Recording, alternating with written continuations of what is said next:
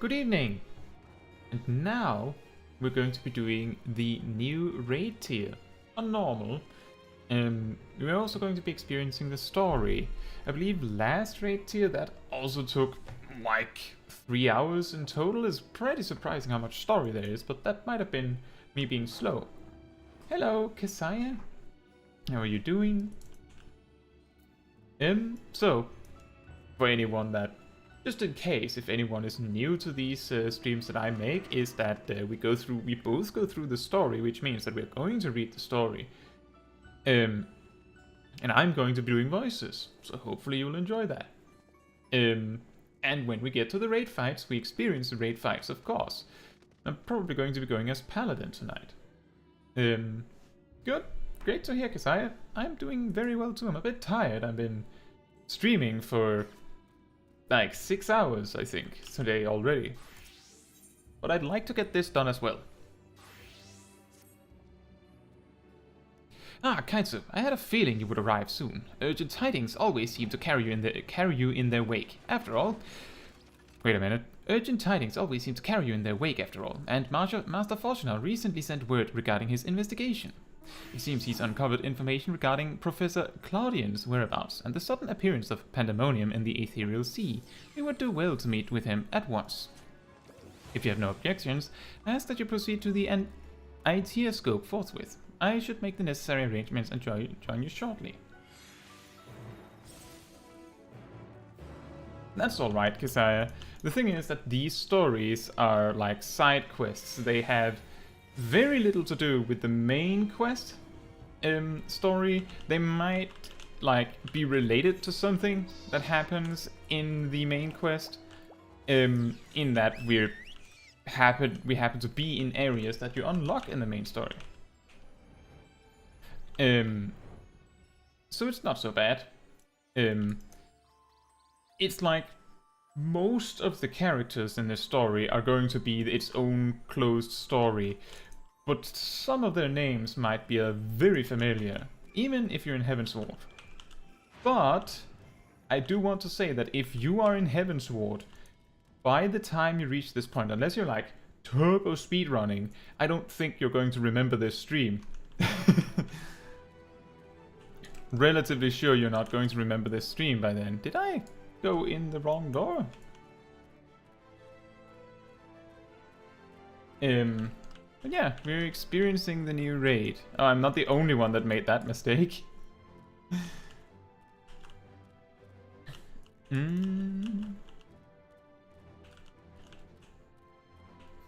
Yep, new raid. So we do that.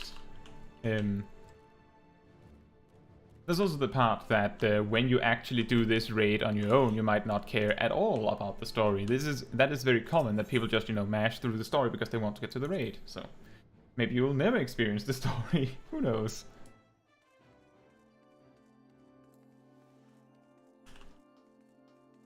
And there's the destination.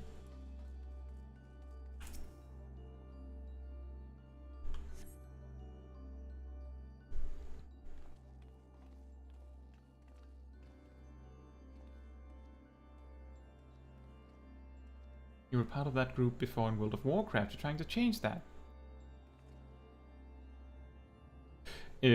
That is understandable. I actually came into Final Fantasy XIV skipping a lot of story when I started originally, and then I, changed with time. So, if you're enjoying the story, that's really good. But thank you for answering my summons with haste. Let us forgo formalities and jump straight to the heart of the matter. Namely, the whereabouts of Professor Claudian, who has not been seen since his ill-advised journey to Azizlar. A subsequent expedition discovered an airship in the vicinity of the Aethochemical Research Facility, although the vessel clearly belonged to the Professor. He was nowhere to be found. There were signs that someone, perhaps the man himself, had forced their way into the facility, so this trail was duly followed. However, the trail led nowhere, in the most literal sense. It was almost as if an entire sector of the facility had been wrested from existence.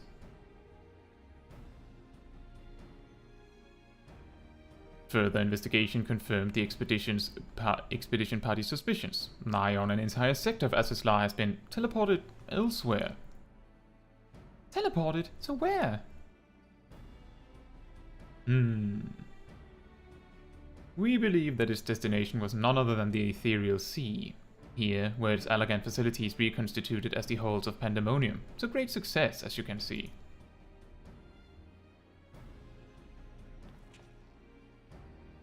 So that means Professor Claudian is in there, in that monstrous fortress? That is our leading theory. We are certain enough, at least, to risk sending you into its depth in search of the missing man. Me or them? Like, me or them? Yet, before we do, there's another pressing matter. While Pandæmonium may appear firmly sealed, an unknown entity was recently spied crawling forth from its gates. We observed its behavior with the Aethioscope, and to our horror, witnessed it gorging upon the surrounding ether like a ravenous beast. What? It must be stopped! The Ethereal Sea harbors the souls of the departed. It is the wellspring from which all creatures are born. If its flow were disturbed, life itself might cease to be. Precisely. Its safety must be our first priority. Rid us of this menace, Caetsu. Then we will be at liberty to investigate what wicked machinations are afoot. That is very quick. Are we already in boss fight territory? This memory crystal was recovered from Claudian's airship. Take it with you. It may yet provide some insight into the enigma of Pandæmonium.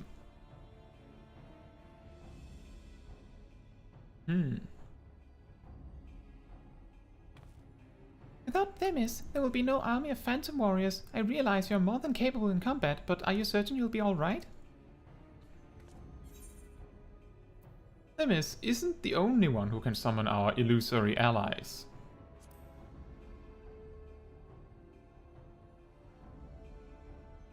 He isn't? Why, of course. I should have known someone of your talents would master even the ancient's arcane arts. Apologies for my failure of imagination. Yes, imagination. Once we are freed of the looming spectre of Pandæmonium, you must promise to share your knowledge, for the sake of thorough reports, of course. In the meanwhile, I shall focus my efforts on providing you with what information and support I can. I shall gather researchers from the conference to construct a means to convey you to your destination. The rest is in your hands.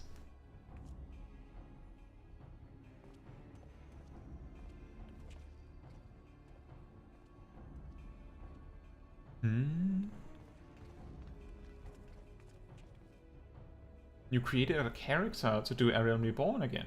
That is a very effective way to do it. I do recommend doing that over, like, just doing New Game Plus, because it's not exactly the same.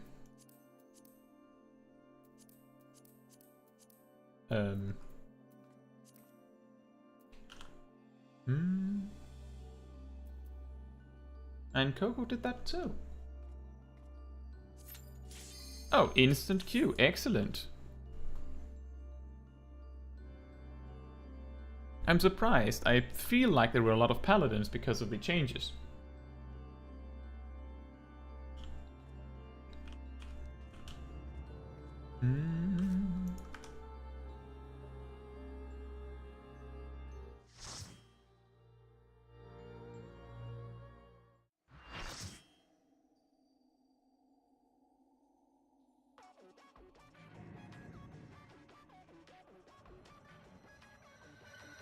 Cool music.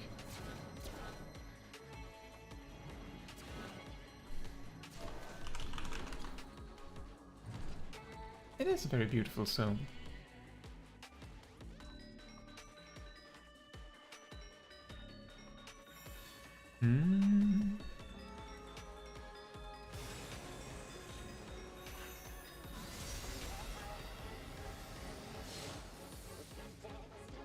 Effective. My feast must not end. My feast must not be interrupted. Voice acting in the first fight. That is... pretty sure that's not normal. That is new stuff. Appreciate it. Nice.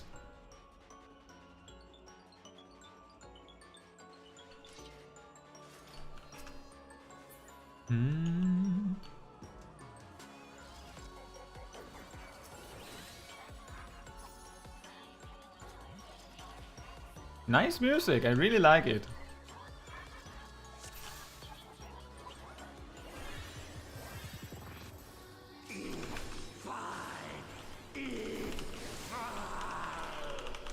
He is very single-minded, this guy.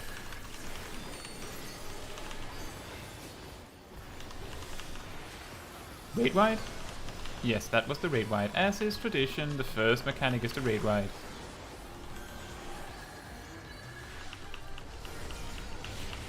Ravening.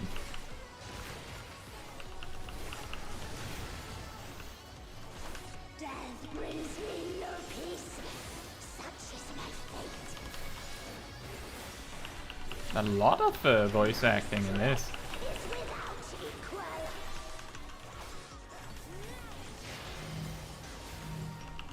Flames take you. This is scary because it reminds me of what I've seen of the P8S Savage fight. Is laced with magics. Just a little bit.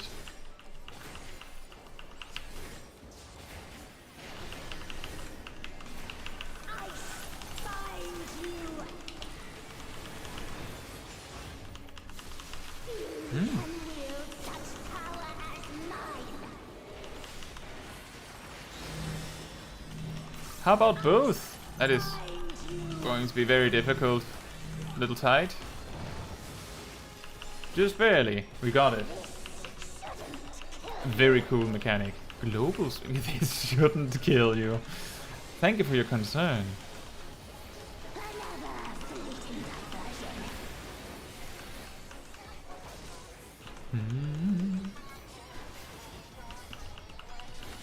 Does it switch mechanic now?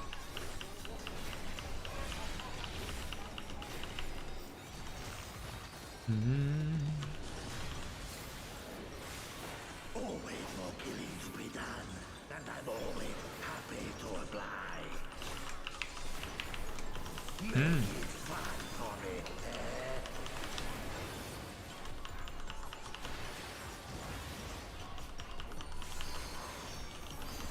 I'm not sure who these characters we're fighting are because I'm not sure I recognize the voices if I'm supposed to. Always the sweetest.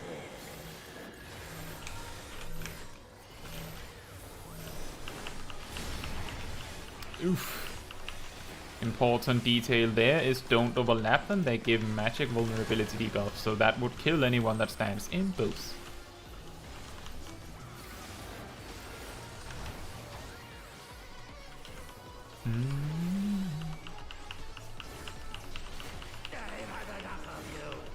A rear combination. Oh! That's the rear combination.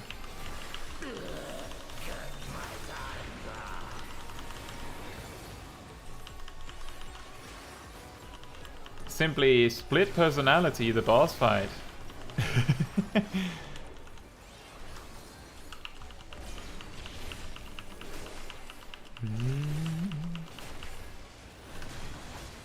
Round 3.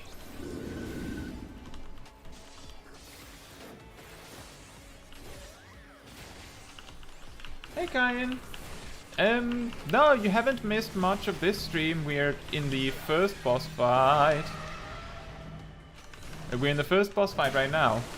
Yeah, so I haven't missed much.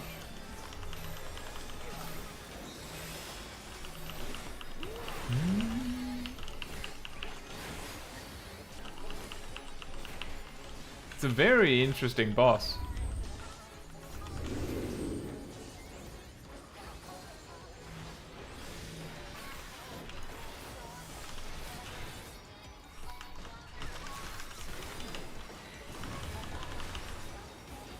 I realized very late in that mechanic that it was spike beams.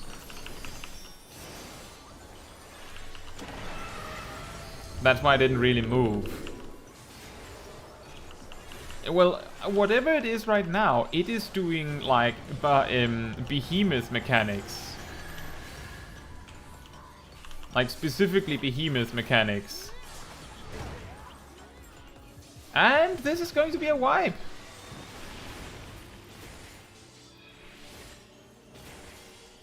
How did they just die like that? Were we not enough people?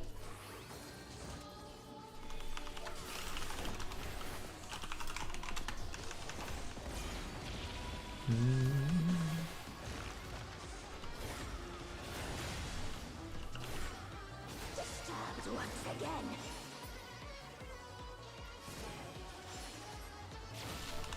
Tremble and die. That was a screeching halt. Like we literally were doing just fine and then bam, dead.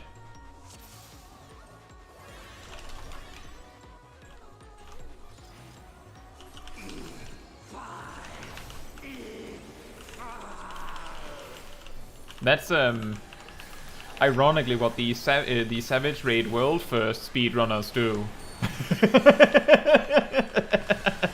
Eat, fight, eat, fight. Oh, and sleep. They also sleep at some point.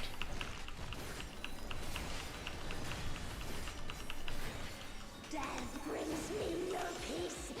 Such is my fate. But we don't have any help from the Echo, so we actually have to just get good and not fail again.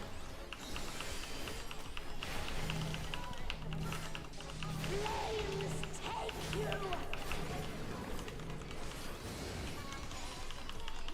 My every breath is laced with magics. Is the update really long, Kyan?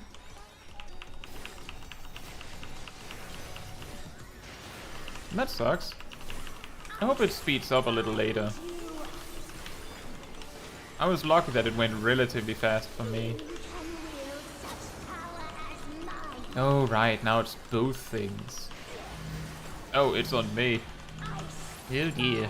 Oh dear.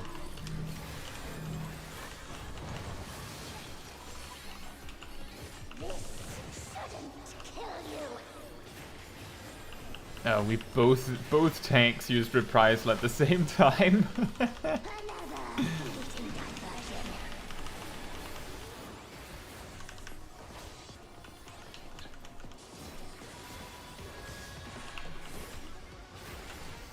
Since you're on console and your internet is not good. Oh, an hour.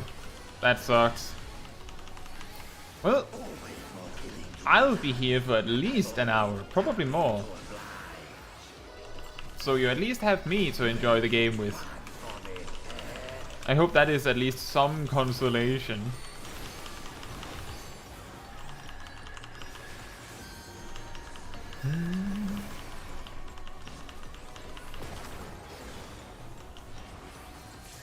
The first drops are always the sweetest.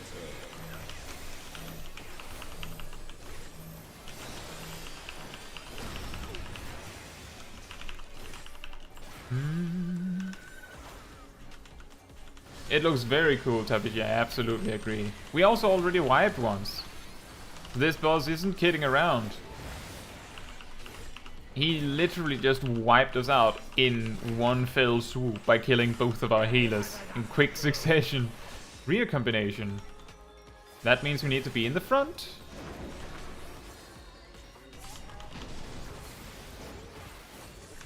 That we learned on the previous attempt.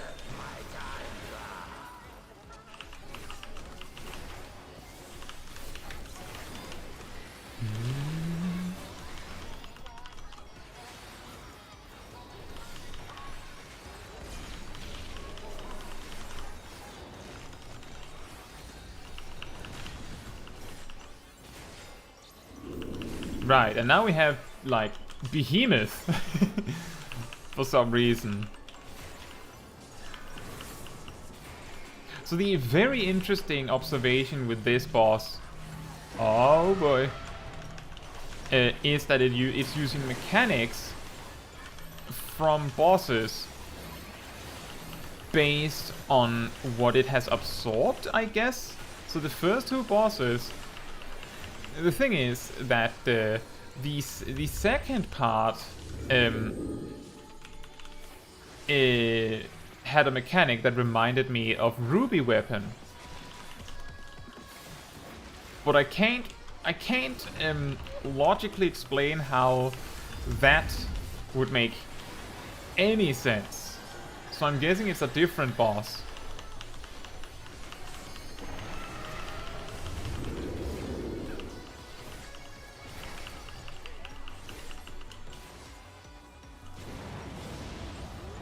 Ridiculously strict.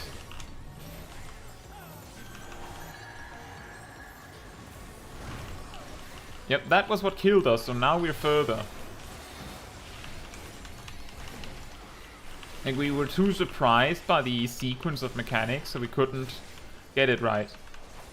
But now we got it right. Now, do we see something new? Looks like something new. Indeed, Tabishi. Oh, we're back to the first one. That is an interesting point, is that Final Fantasy XIV is very, like, one of the best parts, according to a lot of players, is specifically the bosses. So that would absolutely be worth the effort. Ice Flame Summon. What boss uses ice and fire like this? Oh, this reminds me of the E11 fight, where you have to, like, listen to what the boss is going to do, like that, and then it's one or the other element.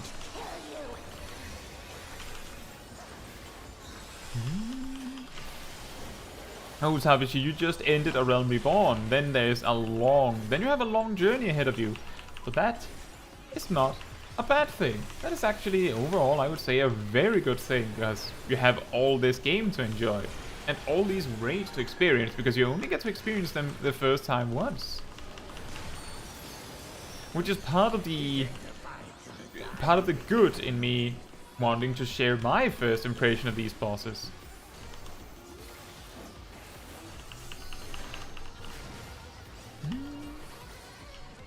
This mechanic reminds me of Ruby Weapon from Shadowbringers.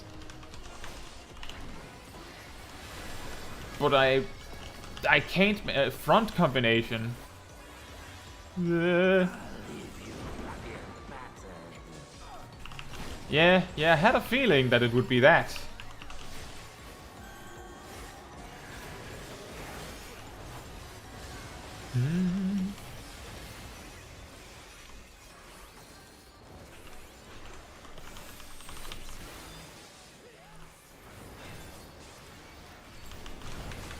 Oof.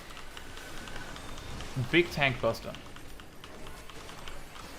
Kyan says, might actually do Ruby Weapon after the update is done. Oh, nice. It's a very fun... Like, that story, by the way, is excellent. but also an entirely optional one that you could easily miss. Black Mage Limit Break.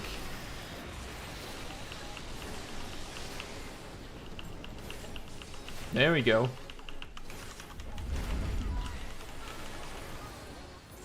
Second try. Nice.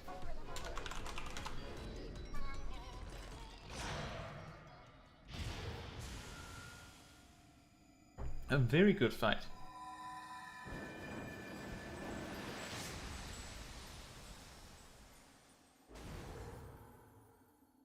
As I recall, it was P7 in the last... I believe it was P7 in the last raid tier where people actually wiped on normal on the first week.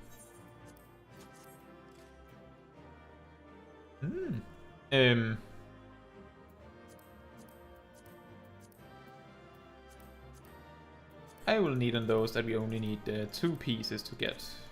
And then pass on the chest and the pants.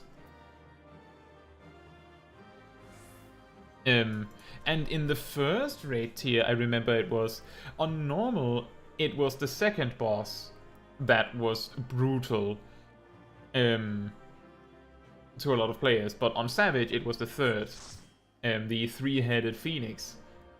And Coco says, what are those? This is like gear tokens. So to get gear, what did I win? A helmet. Okay, we'll keep that in mind. To get gear from normal raid, you need, I'll just explain this before I leave, you need a certain amount of tokens. For example, it says here you need 2 helmets. That can be exchanged for item level 640 equipment this time.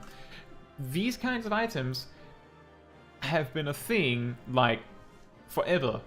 You also get these tokens from Alexander, you know, the Heavensward raid. It's just that they're not as literally like a helmet, because they thought it was like more fantasy fitting, that it was something that made sense, whereas nowadays they just go, whatever. What you really care about is that you know what it is at a glance, right?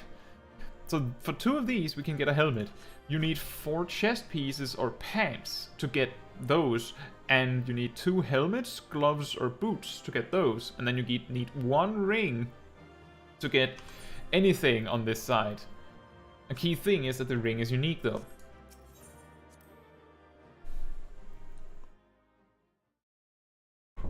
I hope that makes sense.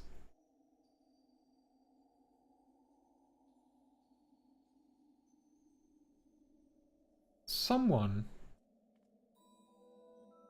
Ooh. Oh.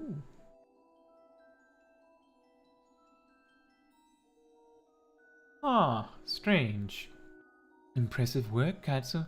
The memories of your tenacity were not embellished in the slightest. Do not be alarmed. A proper introduction shall set your mind at ease.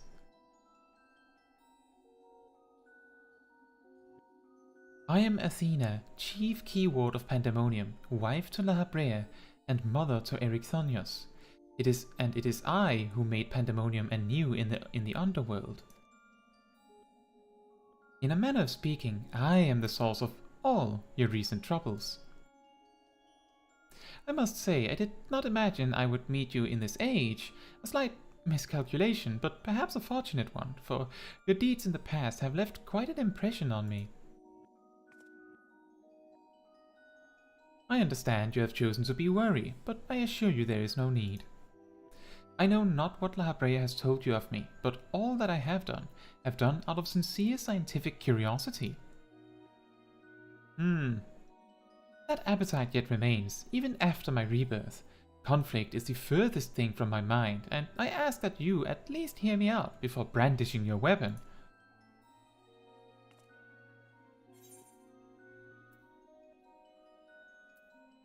So you have no intention of holding your research?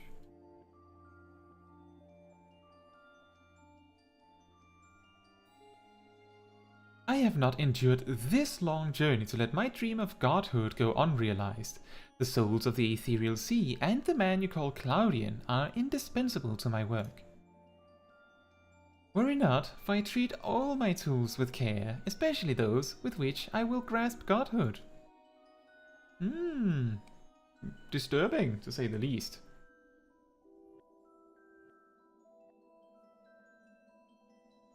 You are as stubborn as La Brea, I see. Although I speak in earnest, you refuse to hear the meaning of my words. Perhaps you would be better served by a different teacher. Another boss fight? Luckily, you already possess the tools I require to make one for you.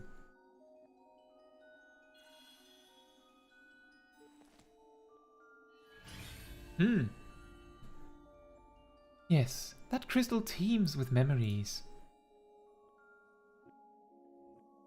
Memories of two souls you know quite well, La Brea and Ericthonios.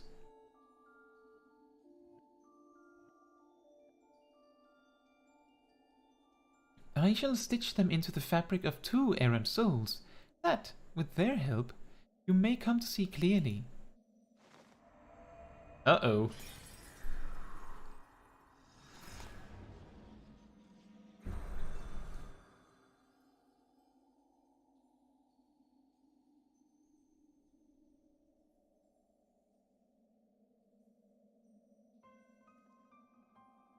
You... how? Where are we? Surely these two have much to tell you of me, and I would have you listen. Perhaps then you shall better understand me, my desire for godhood.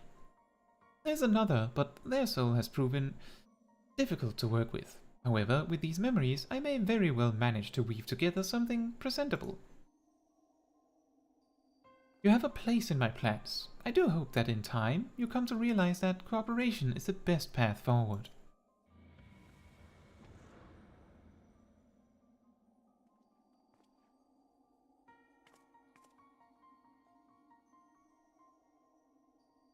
I have little understanding of where we are, yet somehow I am unsurprised to find you here. At present I have more questions than answers. Perhaps you can help me address this inequity. Is there somewhere we can speak without fear of interruption?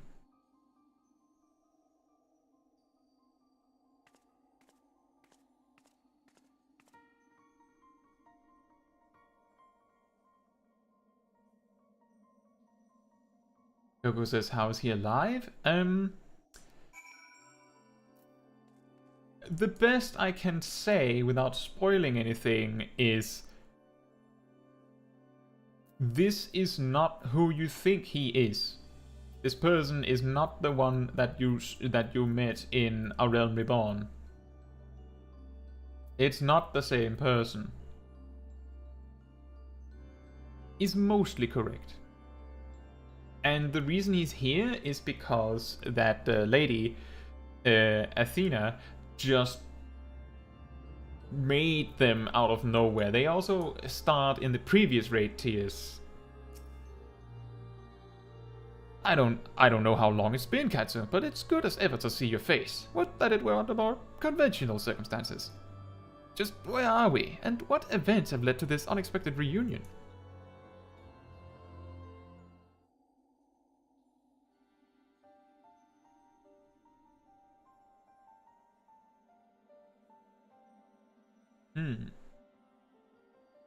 Ah yes, I remember you telling us about this memory crystal. To think that it contained our memories. This is a lot to take in, not least of all the fact that you hail from the future. I searched for you after a time, but could find no trace. Now I know why.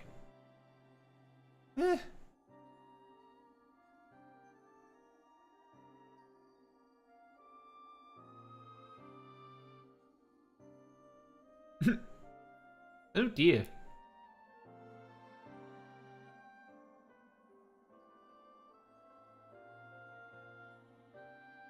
Our age has had its share of surprises, if my memories are to be believed. The supposedly world-ending final days came upon us, yet here we are, in a future where you, at least, exist. Do we overcome the despair that befalls us? Do we find a way to live on?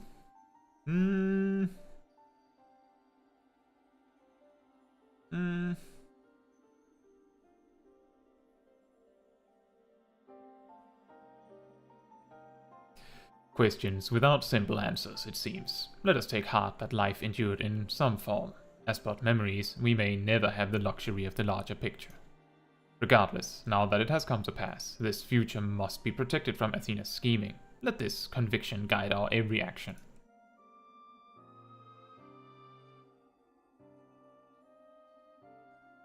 Agreed, but as memories give in fleeting form, we are bereft of any physical or magical talents. We cannot aid Caetsu in battle. Nay, Athena meant us to speak, and nothing more. But though we may be tools, we need not be slaves to her whims. We will tear ourselves from her grasp and shatter her ambitions. I must wonder how she knew of our history with Caetsu.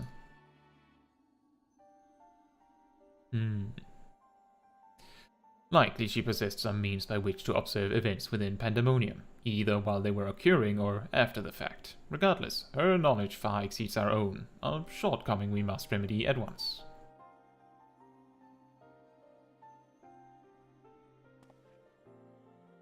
We would do well to learn more of the Pandæmonium now dominating the landscape of souls. Caetsu's colleagues will doubtless prove to be of value in that respect.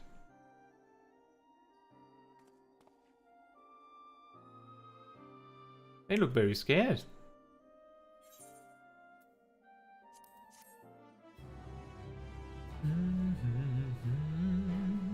Well, that means we're soon getting another fight because we have a new quest.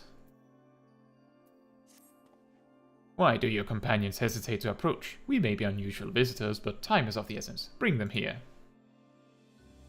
Get over here!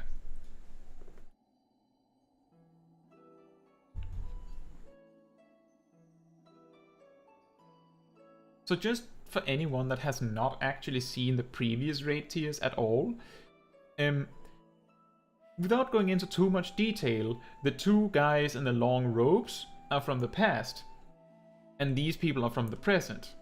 And we basically ventured into the past to do the raids with partly these two characters' assistance, which means that these and those two characters in the robes were a huge part of the raid. Which means that it's like these four characters finally meet, but technically they've been working together all along. Isn't that something? Although you may be but a confluence of memory, it is an honor to meet the personages I've only read of in Caetsu's reports. As a researcher, this is beyond exciting, but I admit to no small measure of fear as well. I know what you mean. I can scarcely stop my legs from shaking. We are powerless to do aught but speak. I see no reason why you should be afraid. It isn't my life I fear for. I only fear that I might not have the chance to ask you all the questions now burning a hole in my mind. We stand before two of the ancients who hold priceless knowledge beyond the ken of any of our peers. But what purpose does fear serve if not to be confronted and conquered? To that end, we shall share with you our records, and perhaps together we can find the thread which will lead us safely out of this conundrum.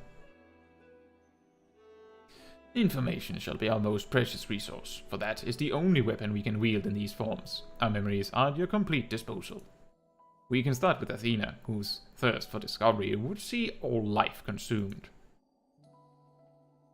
Her desires haven't changed. Still she seeks to transcend her mortal existence so that she might unravel the mysteries of life. She would become a god. A nebulous concept, but Athena had her own ideas on what divinity entailed. In her mind, a god can create souls at will. Thus, she chose the underworld, or the ethereal sea as it is known in this age, as the staging ground for her final experiments. Here lies a practically bottomless well of ether. Even if it means stemming the flow of life itself, she intends to continue her work. She thinks of nothing else. We caught a glimpse of Athena as we came into this world. Her smile, her voice, they were just as I remember. Without even realizing it, I found myself feeling an affection for her.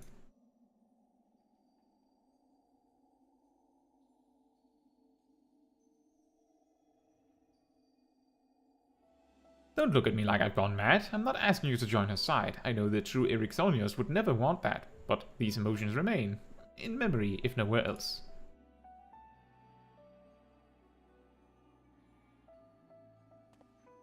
We shall remain here to compile what information we can. You must infiltrate Pandæmonium and seek out Athena.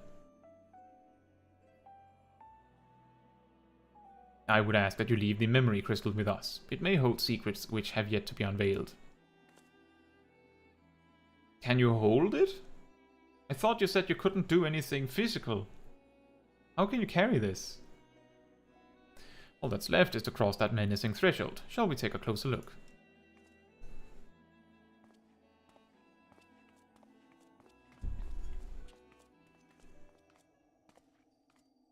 I have one question for you.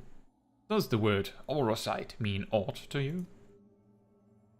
Orosite? Why, yes, there are a few records of its existence. It mainly makes appearances in the Legends of Evilis, and in tales concerning the Ashen Lahab.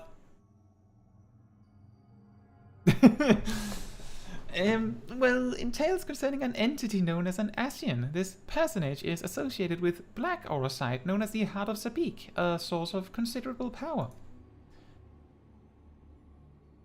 I see. So time has not buried it.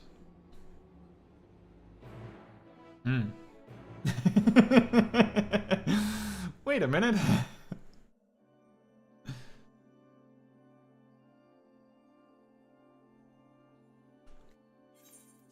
That's really funny.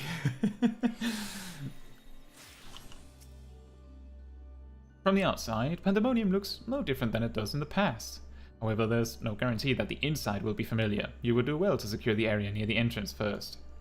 Once it has been cleared of threats, Labre and I can approach, and we shall begin our exploration of the interior. Boss fight? The portal should convey you to Pandæmonium's gates. I hardly need to tell you to keep your weapon at the ready.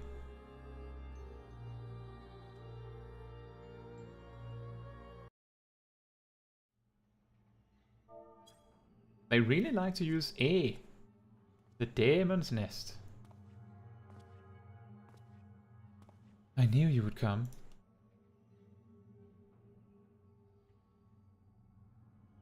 Oh, hi. I never lost faith that we would meet again. I told you as much, did I not? I understand you may be confused. I was, too, at first.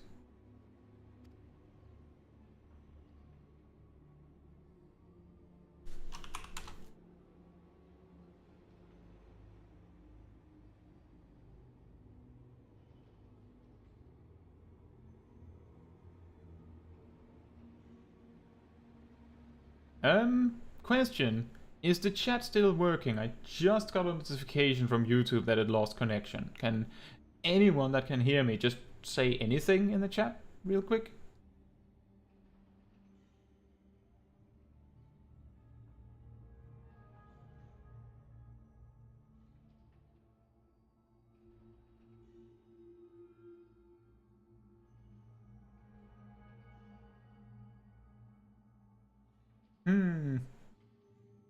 Oh, excellent. Thank you, Coco. And thank you, Keziah. Thank you very much. Seems to work. It gave me an notification that it stopped working. Did it also break for you guys? You see, I am not the true Themis. I was made by Athena, molded from one of the many souls at her disposal. I am only an illusion built from memory. No more real than La Habrea or Erechthonios.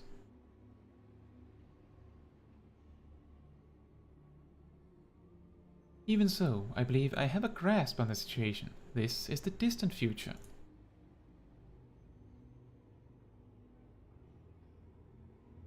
A future where Athena lives once more, although the means of her rebirth are yet beyond me. You are here to stop her. Have I the right of it so far? Very good. I would be disappointed if you did not rise to her challenge.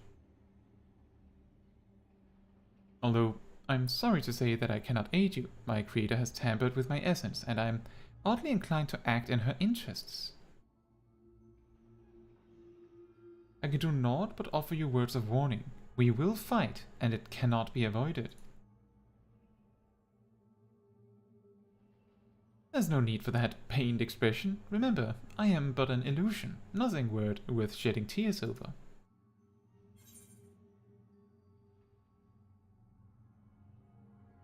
We can free you, just as we freed Actistus.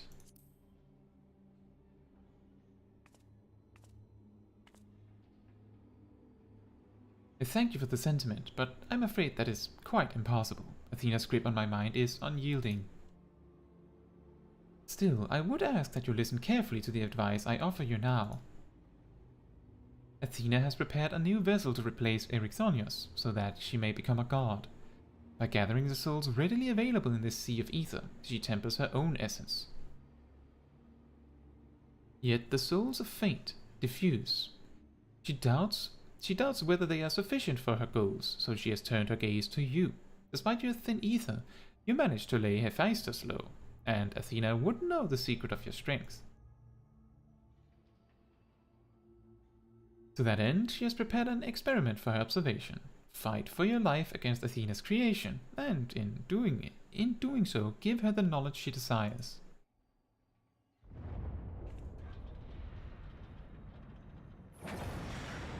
Oh.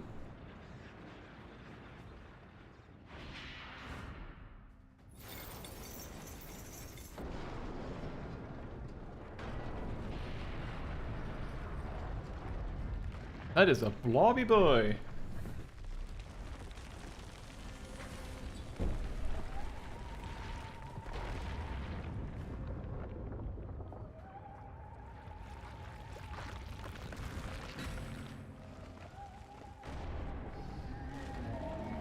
Well, it looks like we solved some of the issues of entering Pandæmonium.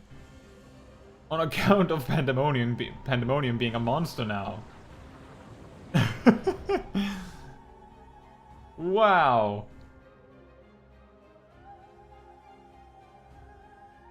Also, thank you for the screenshot, Coco. Good to see your perspective as well. What's happening? Athena has made her move. We must find a way to reach her, or all is lost. We can do little but hope for Caetsu's success. Boss fight?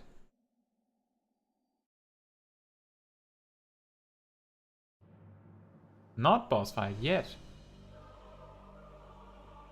Is this the past? No, it's just that it's grey in the background.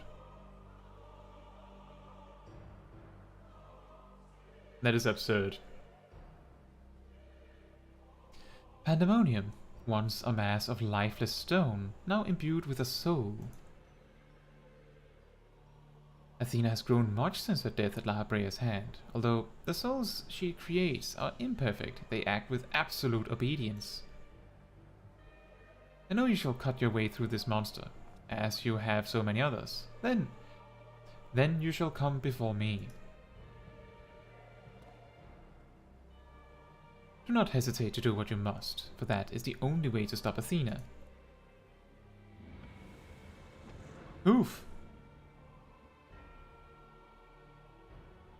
Boss fight time now? It looks just as confused to be here as we are confused to see it.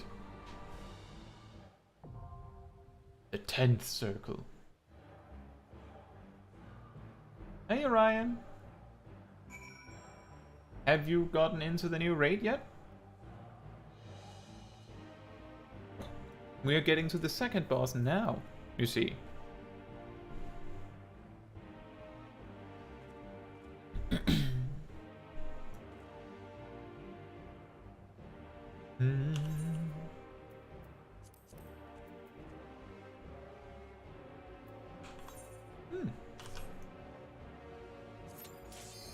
Also instant queue, incredible.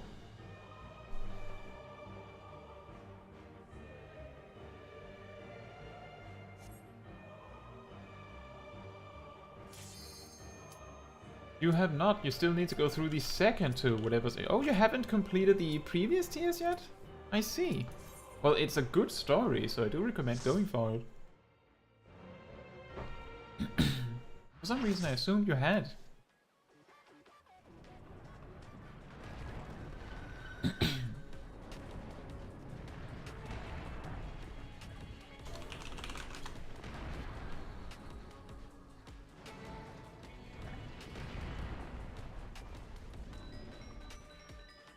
I'm guessing this is a case of a boss fight larger than arena, so it's just fighting off the edge.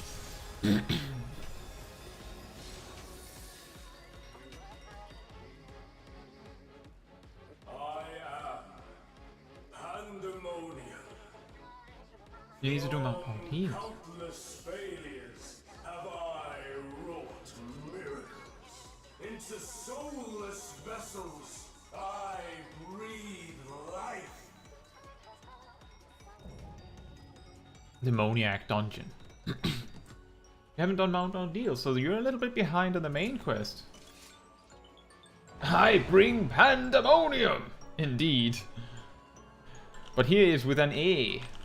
Oh, the other tank is greatly superior, so I'm going to give them an opportunity. Alright. Or not. He takes it. You will go no further. My general approach is if the other tank has more health than me, then they're probably better geared than me, and then they're typically slightly stronger, so that's not a bad idea. Oh boy.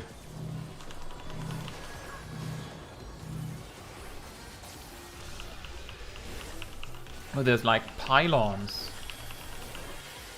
This prison offers no escape. That is a lot of soaks.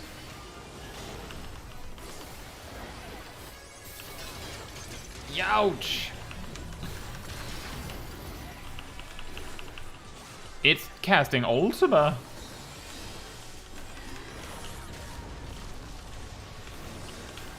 I mustn't disappoint Lady Athena. You can also see that the other tank has like an ultimate weapon. So that is a pretty good sign that they are slightly better geared than me at the very least. Stay where you are.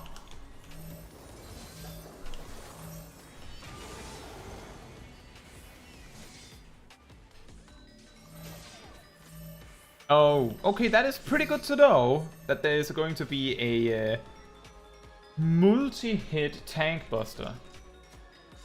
Mount Ordeals is the last bit of 6.3, yeah, so you're not that far behind. You will go no further. Like a spider, I spin my web.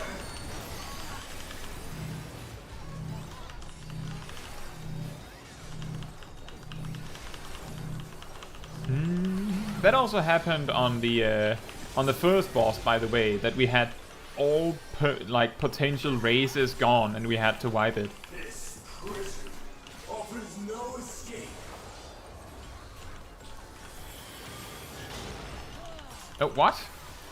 How did the healer die?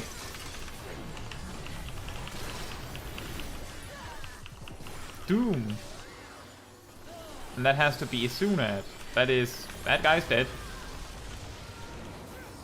I mustn't disappoint Lady Athena.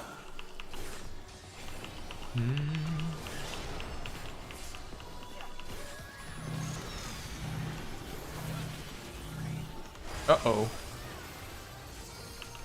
That was not smart of me. Stay where you are.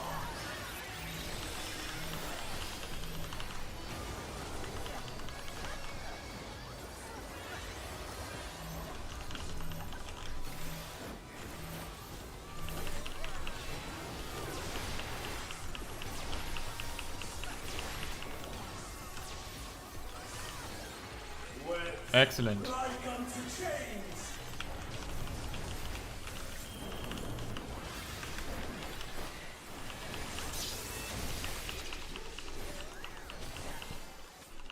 Tangled morsel, awaiting death.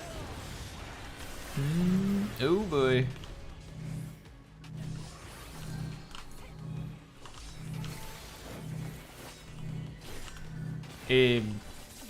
That did not occur to me that that was even an option. Huh. All paths lead back to me. Aw.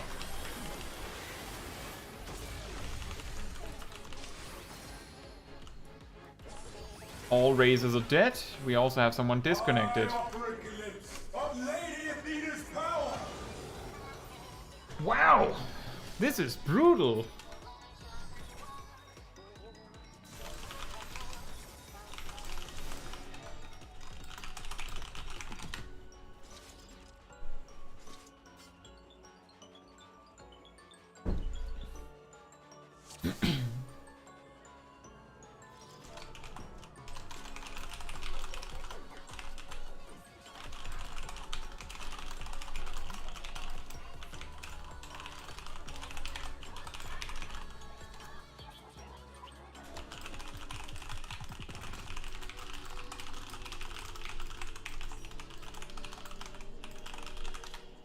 someone in the group asked how to deal with the web thing. As far as I can see, the mechanic itself, like, connects to these pylons. That's bad. But it also connects to other players. So what we have to do is have the people that get the markers, let them have free reign to get away from the pylons, and then have everyone else move out of the way, because everyone else has more space.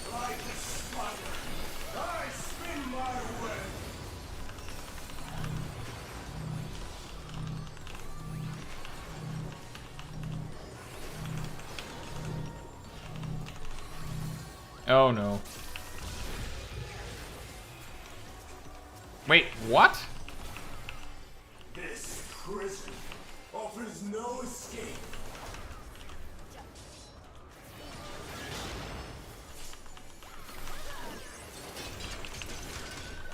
Ryan says your names are color-coded. Oh yeah, there's this new feature in the game that allows you to do that.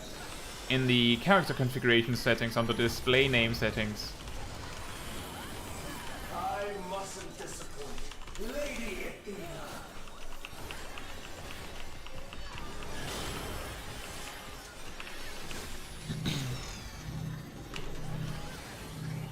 Oh.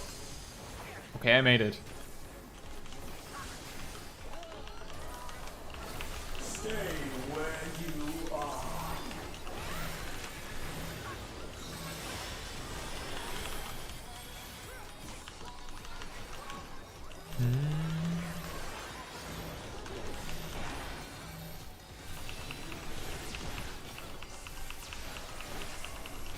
I really don't want to deal with that Doom mechanic. That is not something that the healers need. Like unto chains.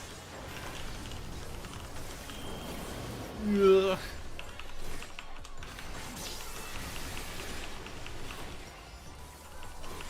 A tangled morsel awaiting death. Spoiler alert! I can't move any further than this.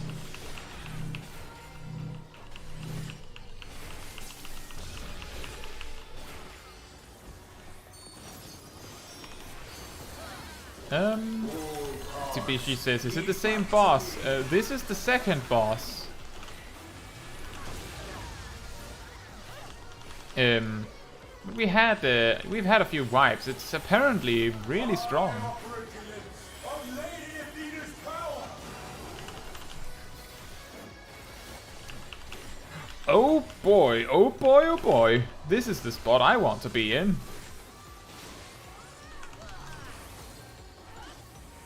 Stay where you are.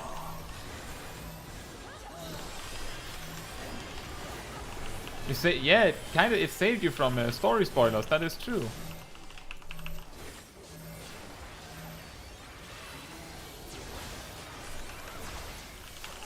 Ow. Ow. A tangled morsel awaiting death.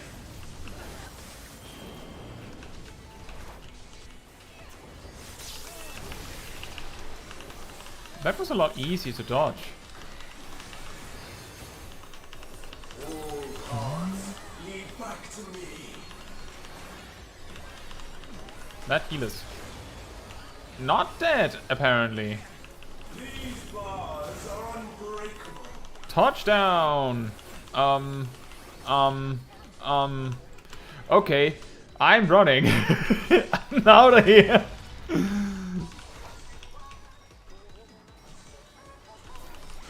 That's painful. That's super painful. We have a healer down. I am Pandæmonium, and these sounds are mine. I can't live this.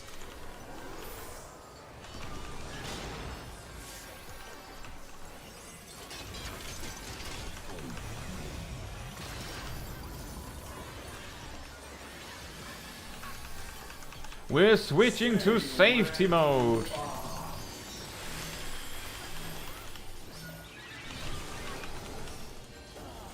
Bear yourselves to me. What? Oh. Ow. Ow. Oh, I don't have mana to finish my Requiescent combo. Oh no. We have no healers left. That is a knockback, that is important.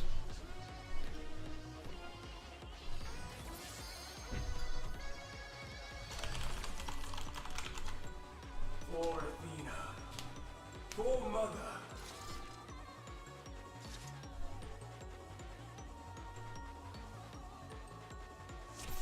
Whew. This is difficult for a normal. You will go no further. It's very strong, yeah. I aspire. I spin my web. It actually hits like a castle.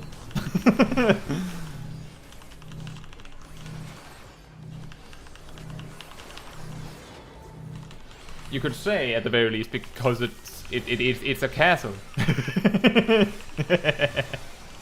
But I'm saying exactly. Offers no escape.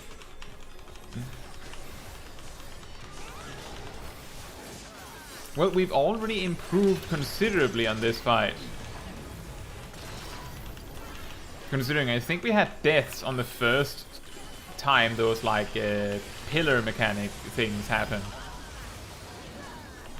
I mustn't disappoint. Lady Athena. Oh boy, we need one in the front. Did that count?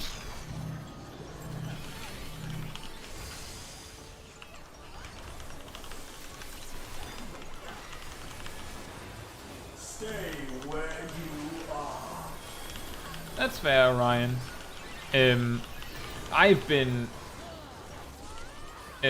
I've been streaming basically all day, and yeah, you can pretty much get your atonements whenever you like. It no longer breaks your combos. So you can just like do your 1, 2, 3 combo if you feel like it. The fact that it is less strict has actually, like today while I've been like doing content, it has been weirdly confusing because it's like less strict, somehow gives you more options, which turns out to not always be a good thing. Awaiting death.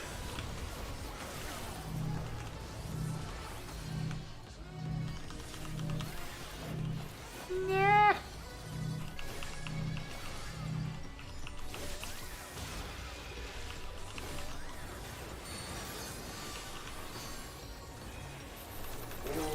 Yeah, exactly. Somehow the option to do something else causes problems if you're not focusing on it.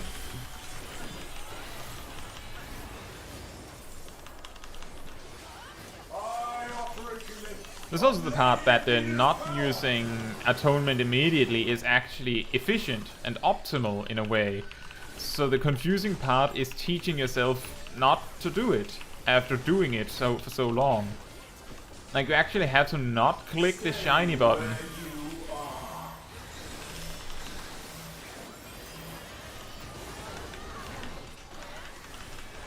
And you know how that works with shiny buttons.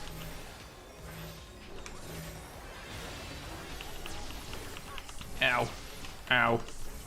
Ow. Ow. A tangled morsel. Awaiting death.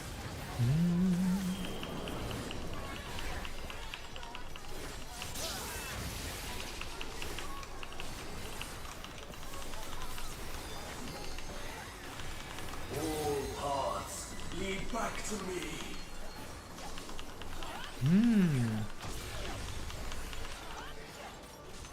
I wonder. These bars are unbreakable. Yeah, that is how you're supposed to deal with it, because the dot from those are just not survivable. You have to go to the specific side that is webbed. I wonder if we did something to web it though.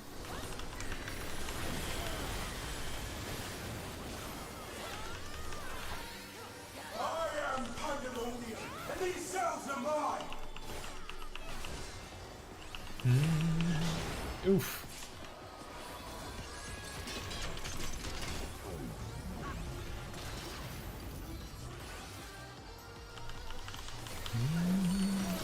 Stay where you are.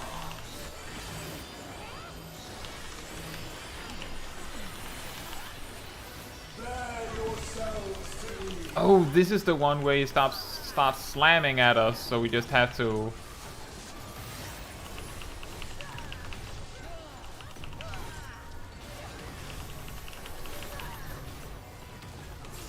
I think I can... Oh, here comes the knockback. Yeah, so my game plan there was just, if one healer lives, we can continue. So I put cover on the healer that didn't have the brutal dot on them.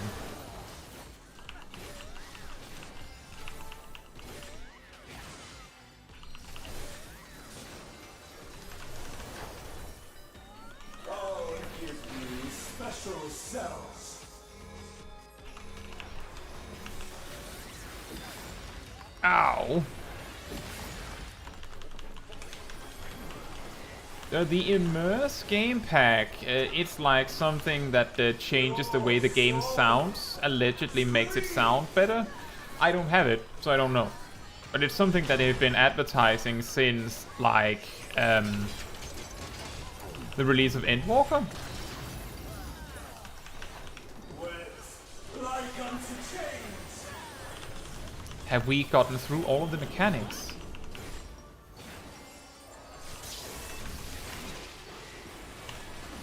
Okay, that was the mechanic that whipped up the pylons over here. You often play with sound very low. That's fair. I, like, often play while listening to something else myself, too. So I totally understand that. Stay where you are.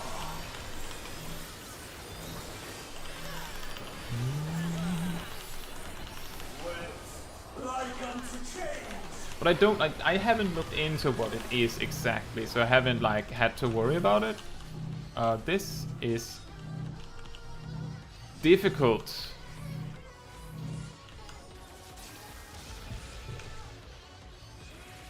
Okay.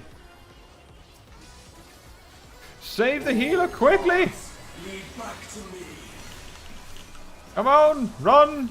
Before we wipe. For Athena. For Mother.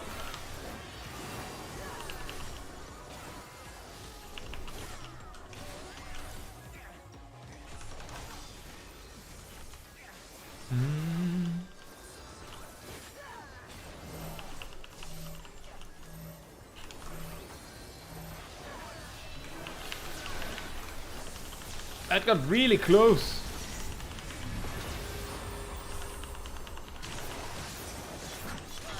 But I think we got it now.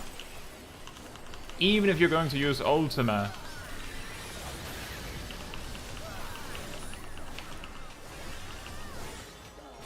Nice.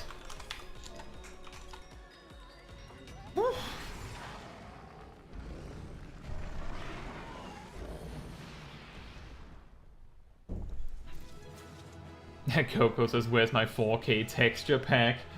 I don't think you want a 4K texture pack. Could you imagine? Oh, installing Final Fantasy XIV. 950 gigabytes left.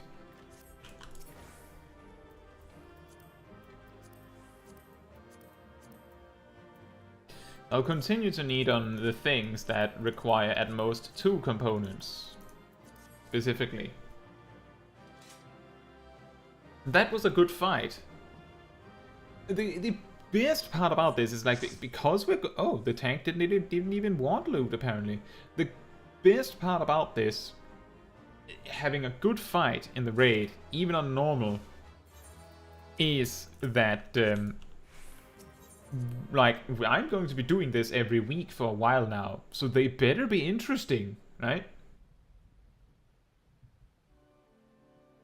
Also, just want to say, in the first raid tier, we had, of this expansion, we had no voice acting in the boss fights. In the second raid tier, the entire final boss was voice acted from start to finish.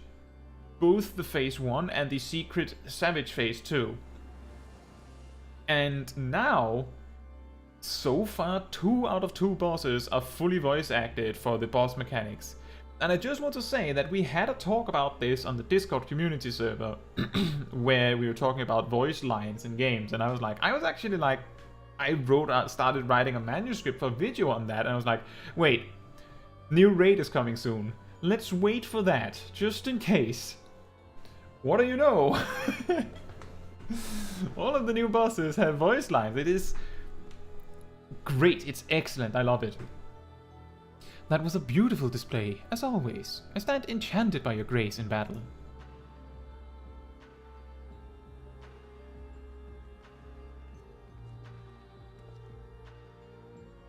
Caetsu, is that?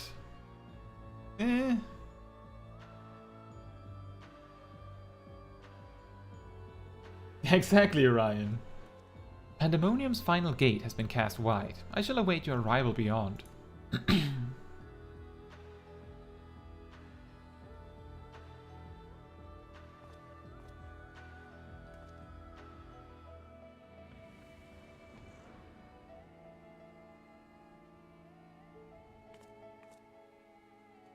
Apologies for not coming sooner. This space is enveloped by some fell energy, and we couldn't risk venturing through it before taking due precautions.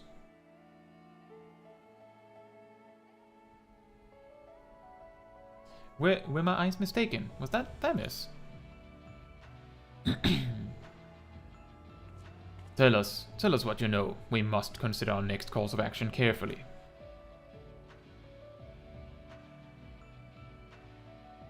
Honestly, what stopped me from making the video was the fact that I was doing some research into all this voice line stuff, and I was like, wait a minute, all of the final boss of the existing raid tier, like P8, is fully voice acted, because I was specifically going to point out that raids had a tendency to never be voice acted at all. But they've started doing it since, like, Shadowbringers especially. There are multiple bosses that are voice acted. So, on account of the final boss of that raid tier that we were in at the time being completely fully voice acted, I was like, there's a good chance that they're going to expand on this, so I wanted to know. But you're right, Orion. Who knows, maybe Yoshi P had like this feeling in the force in the future that I would have an idea for a video like this, and then did this, and then I managed to juke it. And wait. Coco says, shaking my head, nobody pronouncing the A.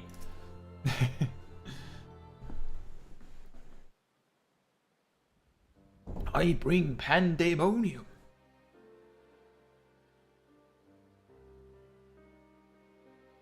I ought to have anticipated this.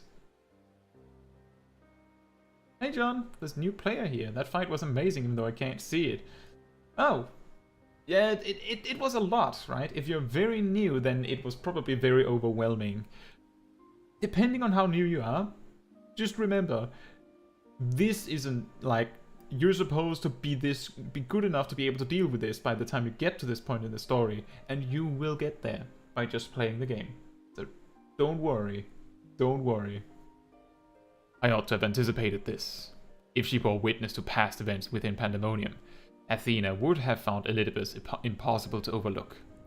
Few possess such a talent for magics, to say naught of the emissary's discerning judgment. And so she found his soul upon the tides of the ethereal sea, and used his memories to craft a puppet that would serve her whims. But what is Themis said? But is what Themis said true? She imbued Pandemonium itself with a soul? Yep. To breathe life into that which should never live. Athena's research is fast approaching its culmination. Fortunately, with the information shared with us by your friends, we've made some strides toward figuring out how to stop her. A crystal called the Heart of the Beak may be the key. The researchers related a quick but thorough history of events leading to the present, the sundering of the star, the emergence of the Asians, and the calamities that they brought to bear upon the realm. Tales that under other circumstances we would have considered childish fantasy. Sounds familiar, if not for a name that rang true to Labria's memories.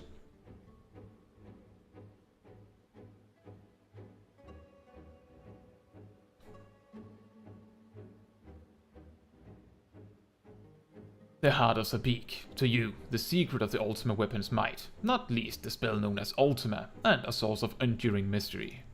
We are told that a general from the Garlean Empire was gifted this Orosight by an Asian, that the Ultima weapon might be perfected.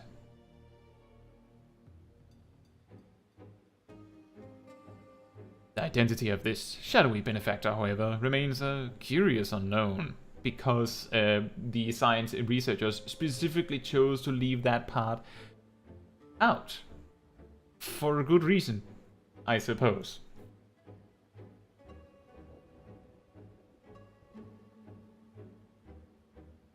You seem to be a veritable trove of uncommon knowledge, if there's aught you're withholding.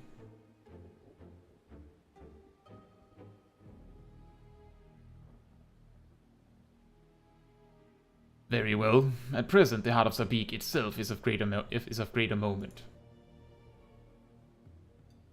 It is a creation of Athena's, made during her time with the words of La Habrea. Oh.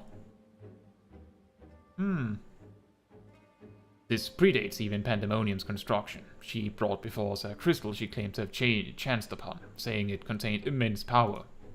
She dubbed it Orosight, studying it with a fervor unusual even for her, the eventual fruit of her efforts with a Stygian crystal unlike aught we had ever seen, the Heart of Sabik. Did Athena encounter Ultima, the High Seraph, perchance? How did she find this Orosight? What is that? Those are all three excellent questions, and indeed, Santo, I was surprised to find Heart of Sabik lore here as well. I want to know if she encountered Ultima the High Seraph. The short history lesson here is that that's the final boss of the Stormblood Alliance raid series. That is the shortest version of the history. Really random.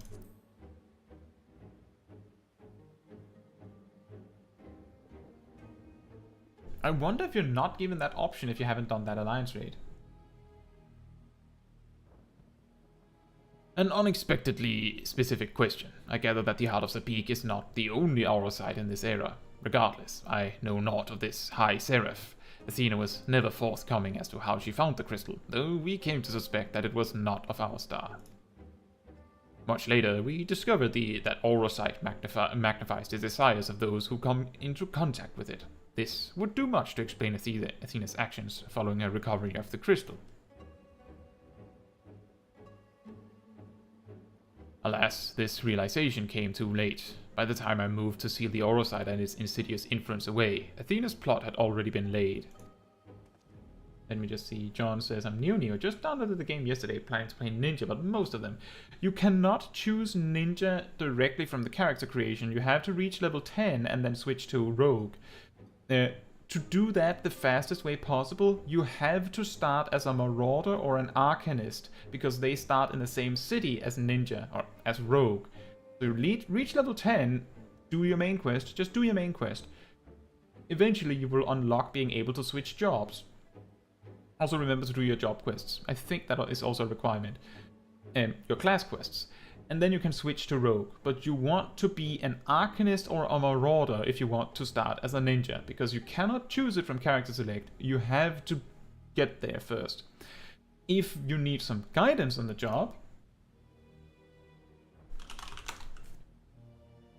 then I have a very new Ninja starter guide that I made myself that goes through the first 50 levels. I also have one for the remaining 40 levels, 51 and above, but that guide should dress you for everything you need for the first 50 levels of understanding the job. And it is very detailed, but it does not use all sorts of weird lingo without explaining it, so you should be able to follow it.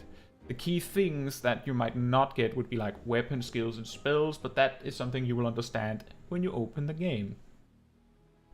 But Ninja is very difficult to learn. The specific key thing about Ninja is that its initial learning curve, the initial step, is brutally steep because you have to memorize like hand signs, like Naruto style.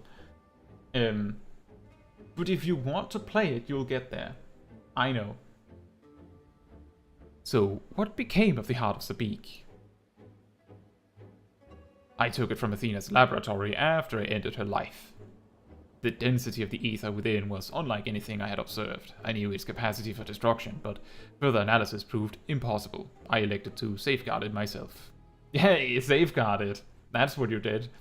It is possible that Athena herself obscured the crystal's contents. Even were her memories stored within, I would have remained in ignorance. If she included some mechanism by which to give these memories form, as she did with our own, she would be reborn. Ironic that I should have protected those very memories in the name of safeguarding the star. Fate is loath to see mistakes go unpunished.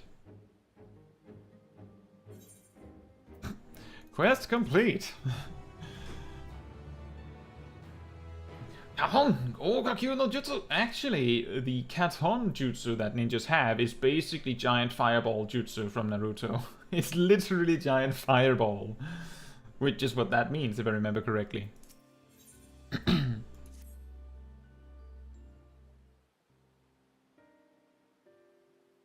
I have told you all I know of Athena and the many secrets she kept hidden from the world. If she indeed stored her memories within the heart of Sabik, we must ask ourselves how they were awakened in this age. What was the crystal? When was the crystal last sighted? During my fight with the ultimate weapon.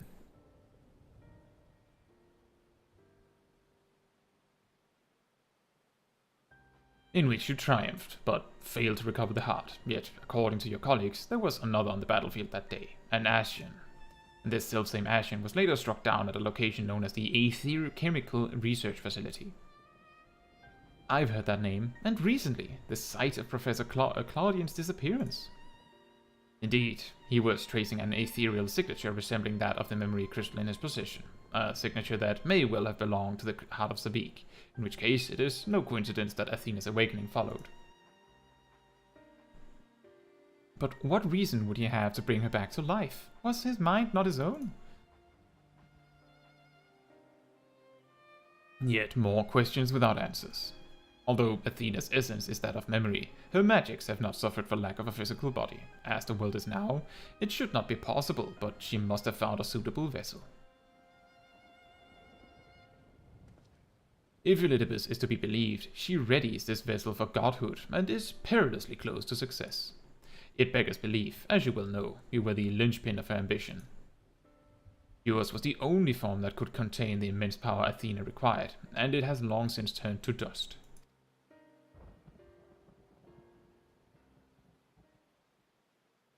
As pleasant as this discussion is, we require more information if we are to unravel this mystery.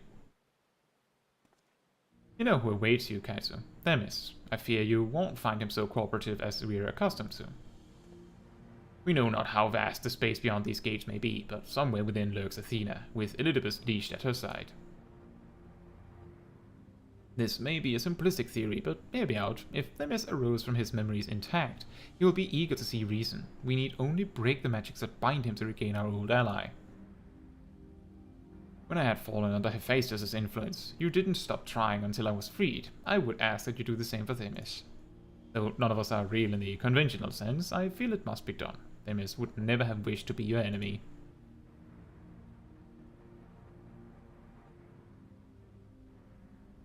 While Erichthonius' perspective is a sentimental one, Elidibus may possess privileged knowledge. To question him unimpeded by magic would be ideal. Actistis broke free of her bonds in her final moments, suggesting that Athena's hold weakens under the weight of combat. You might use the same principles to unshackle Elidibus' mind. But remember that our very nature is fragile. Even if he inhabits a vessel with which to meet you in battle, I am certain it is not meant to endure. If left awakened for too long, his ether may dissipate back into the ethereal sea. You had best act quickly. That's true, Ryan. Gokabekyaku. That is also a Naruto jutsu. But I can't remember what that is supposed to mean. Like, bigger fireball? Mega fireball? The 11th circle.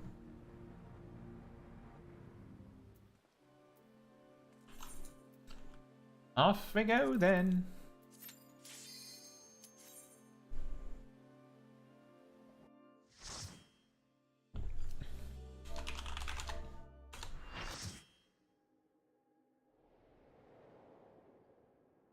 Round 3.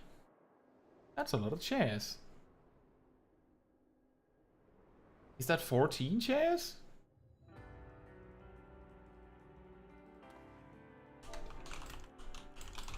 I suppose I have Athena to thank for this incarnation.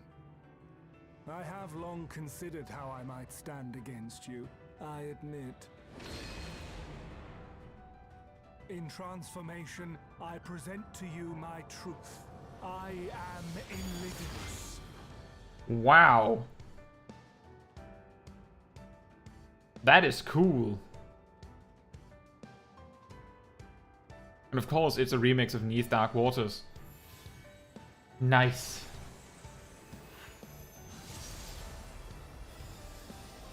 And we even get his voice actor. Ephemeral Justice, Themis. This is going to be hard, I think. On account of the two previous bosses also being hard. I will let the warrior take the lead. My heart quivers in anticipation.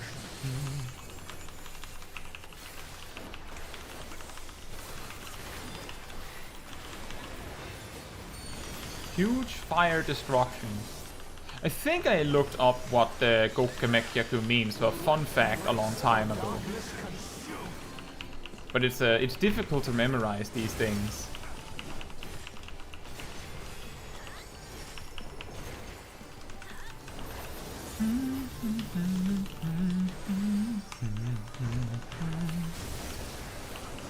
Oh boy. Ouchies. Did not expect that. Oh, it's specific elements. Does that mean that it's the outer one again?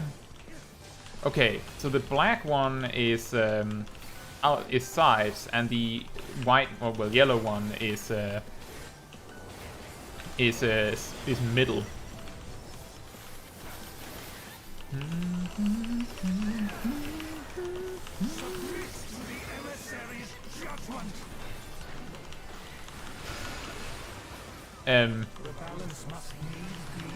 What? Are we supposed to...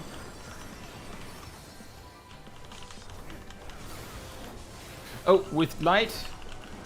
I think this is what I'm supposed to do.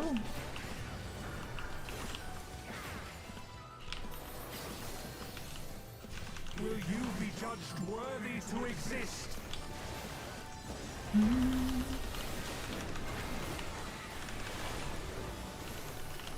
These magics are not for you to win.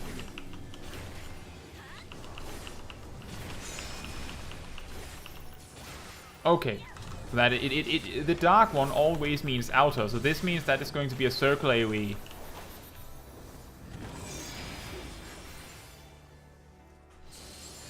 Nice. Well designed. Very nice. Very easily digestible and understandable fight. I get it. Dark means outside, light means inside.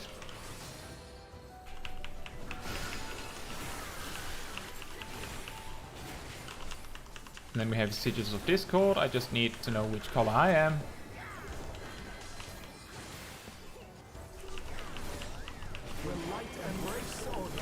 Oh boy, this is...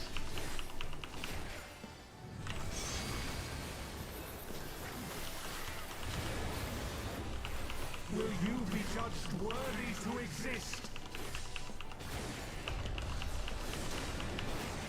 Oh, you can tell way in advance because the boss, like his weapon actually colors the correct color. Yeah, I was too slow with my tank buster there, and I did not realize that everyone had to make it over here. See, that is going to be light, so that is probably going to include some sort of inner AoE circle. Yep, there it is.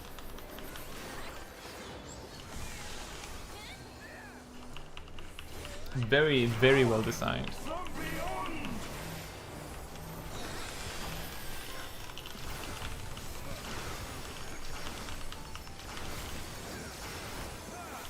Ow.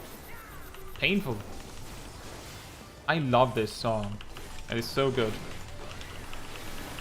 I am the emissary, and I shall never die.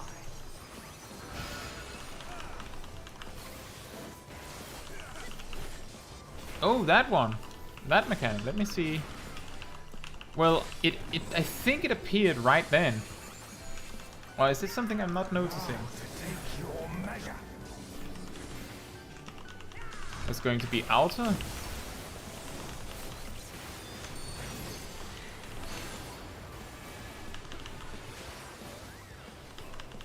These magics are not for you to... That is going to be outer again.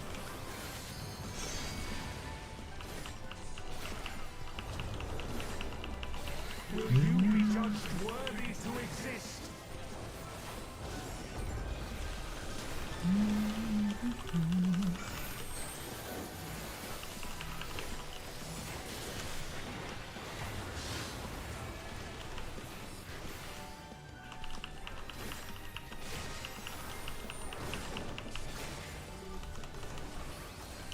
Denise.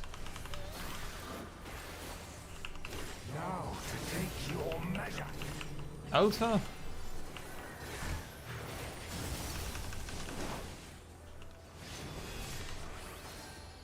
For victory!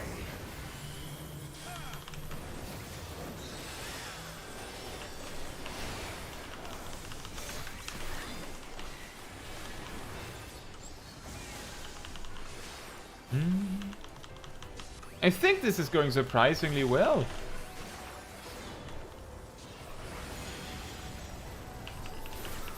Oh, and we have a death.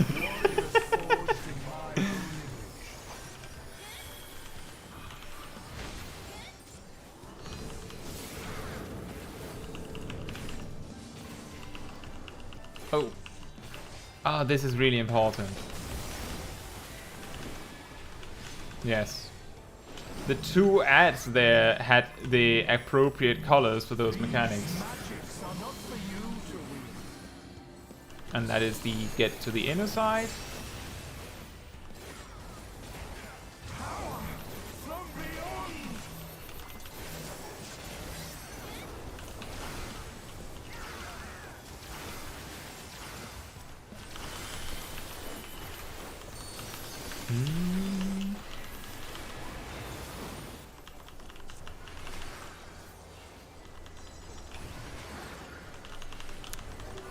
Will light and You light do. or darkness consume? And let's get in.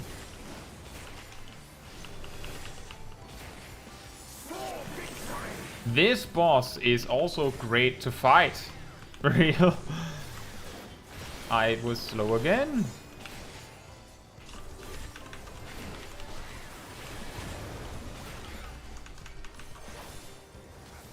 But I suppose the advantage for you is that you have a better chance of seeing what's happening.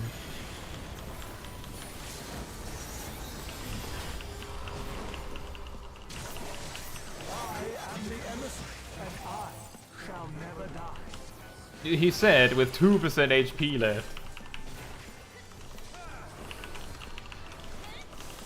I shall never die. Boonk.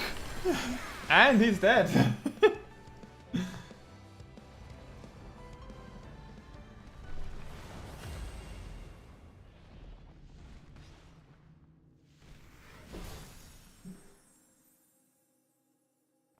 So good choice that they actually said, like, voice acted the whole thing.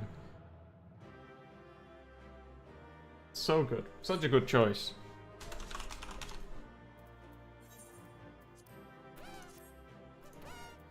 Now, I really want to at least get one thing, so what we're going to do is we're going to need on this hat. And we're going to try the rings. But beyond that, I'm just going to wait and see what people get, because I don't want to... if I can avoid it, I would rather just get my gear today.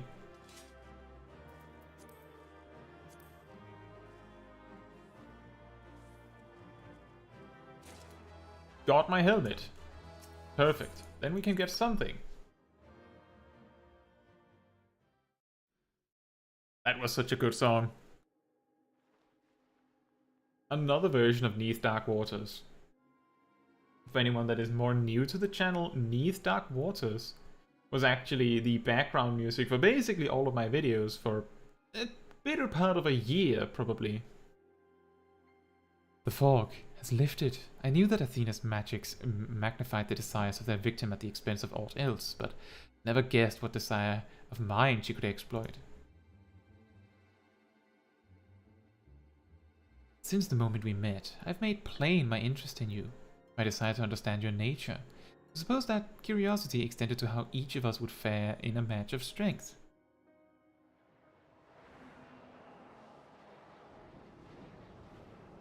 What is this?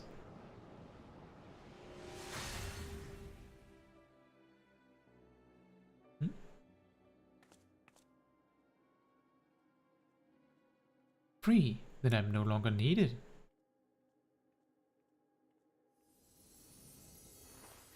Oh.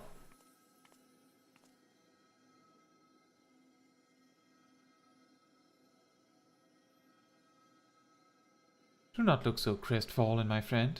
These few moments of clarity are more than I could have asked for.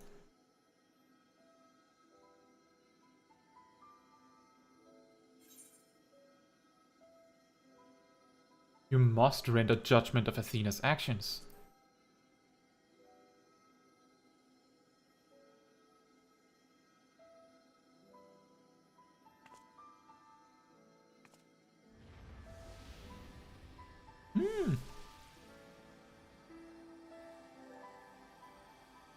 This warmth, her ether.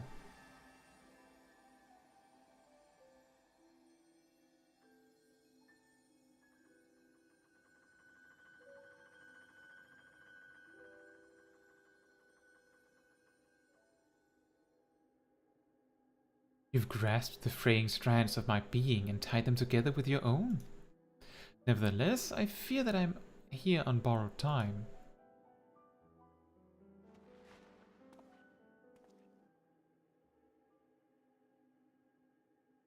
I only hope that I can see you through the last of our battles. Until then, I will cherish every moment.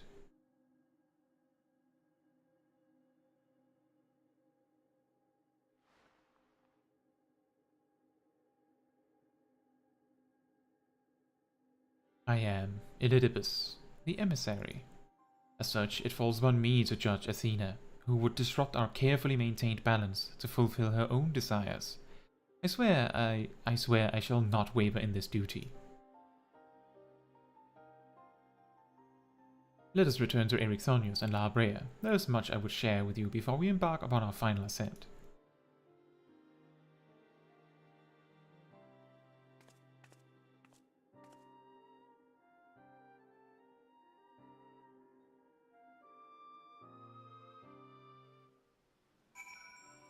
Coco says, is that a fat cat in your inventory? It is a fat cat in my inventory.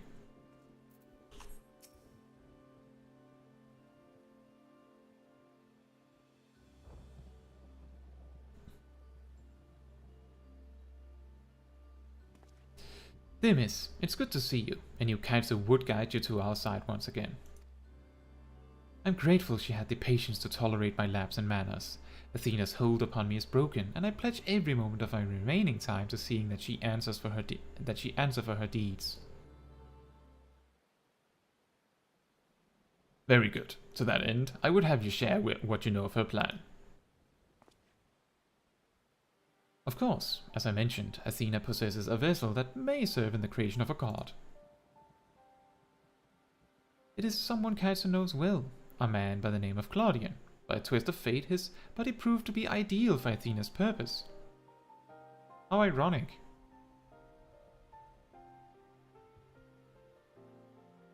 The creation of a person requires not just body, soul, or memory, but rather all three.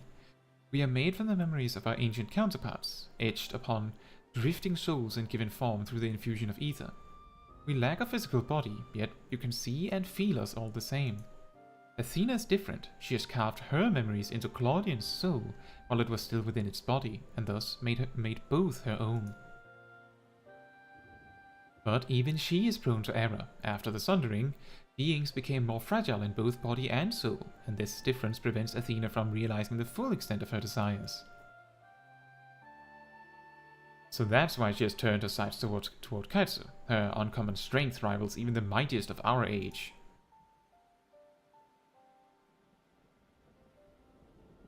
By scrutinizing her feats in battle, Athena aims to deduce the secret of Caetsu's prowess and use it to fortify her own vessel. Only then will the culmination of her research be at hand. Got bad news for her, because that power is probably not something she can do because she's too ether dense. Then to fight Athena, we must fight Claudian as well.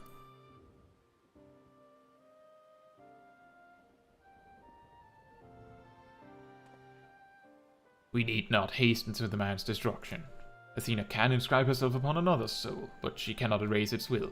If we awaken Claudian's spirit to the reality of his bondage, he might be compelled to wrest his body from Athena's clutches.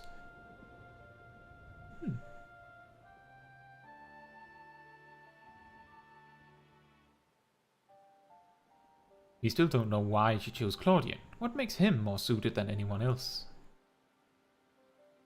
Although I've never spoken to Claudian, I did witness an incident that may prove revelatory. When instructing the vessel to do her bidding, she called it by a familiar name, Erichthonius. Is Claudian... Really? What? Why would she... It is as I thought. Claudian just so happens to be the reincarnation of Erichthonius, isn't he?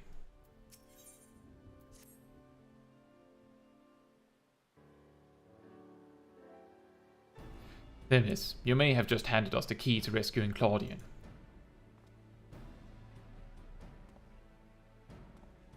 What must we do? First and foremost, we must confront Athena. She must be made vulnerable, as Elidibus was. Yet our opponent stands on the verge of godhood. As we are now, she would unmake us in an instant. Caetsu, we have no choice but to place the burden of our fate, and the fate of many more besides, squarely upon your shoulders. I trust you have no objections. Again. It's the burden I'm used to carrying. Objections, no. Concerns, yes. I imagine so. Ever have we relied upon your skill at arms? And we all appreciate Caetsu's willingness to fling herself at the unknown. However, we have yet to hear how this will liberate Claudian. I have a plan. Do not trouble yourself over the details. The same goes for you, Caetsu.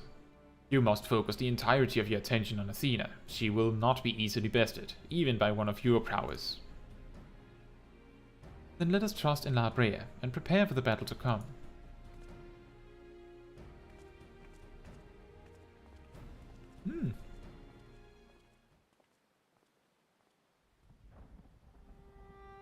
Before we face Athena, I must know. If she had never discovered the aura site, had never fallen under its influence, would she have lived a normal life? Would she have been a mother to me? I have asked myself the same questions. Questions with no answer, I fear.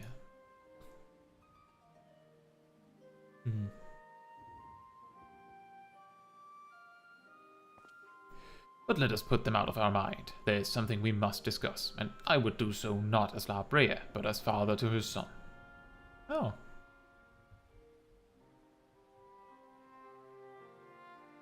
You don't get to hear what that conversation is.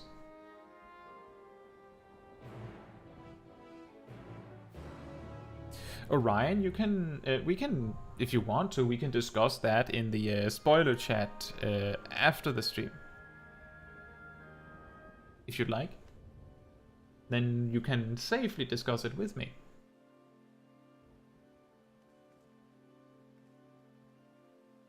Yeah. Like, overall, it depends on how spoilery the things you want to talk about is, but overall, it is reasonable to say that people watching a stream like this might almost expect that there would be, like, Endwalker stuff discussed. But I understand, like, we literally know that there are people You can also just leave the random comment, then I will probably see it, and then maybe we talk about it anyway. Sometimes a random comment can be like pretty revelatory.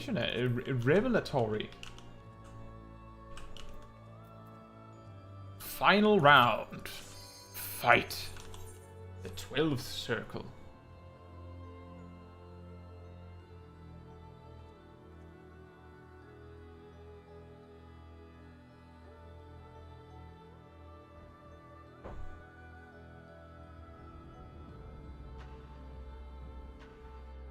I'm surprised with this far. I feel like second raid here took 3 hours, but maybe I just remember it being longer.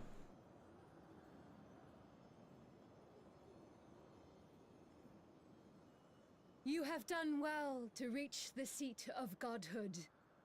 Now, bear your souls to me.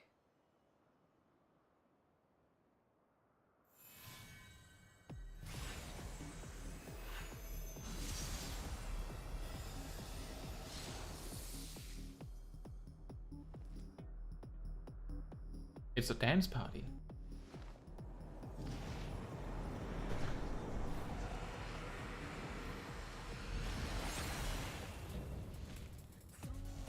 Theos, Athena. That is really cool.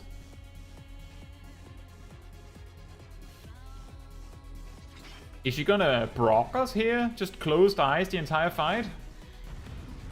Looks like it.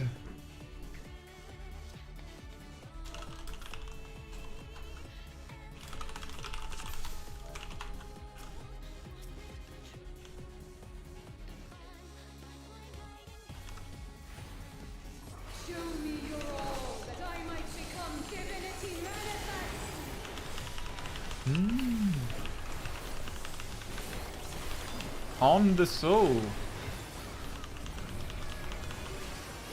That's a lot of damage. It's Mothra! Trinity of Souls. I'm going to guess it's going to hit on that side and then that side.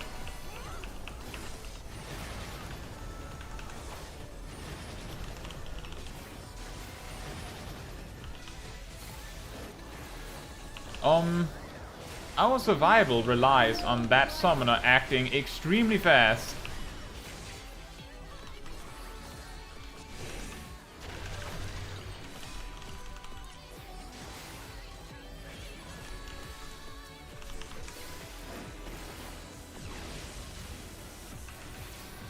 You cannot escape my eternal gaze. This is bad. I had to stop moving to heal myself to survive. But that means she's at an extremely awkward angle. I didn't see the third one.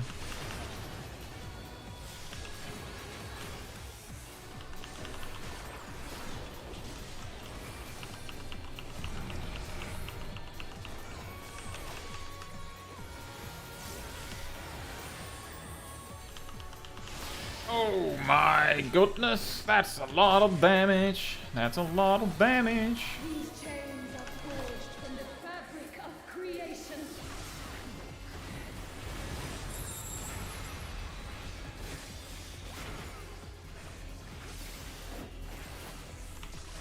I don't know what to do about this. Oh. I'm dead.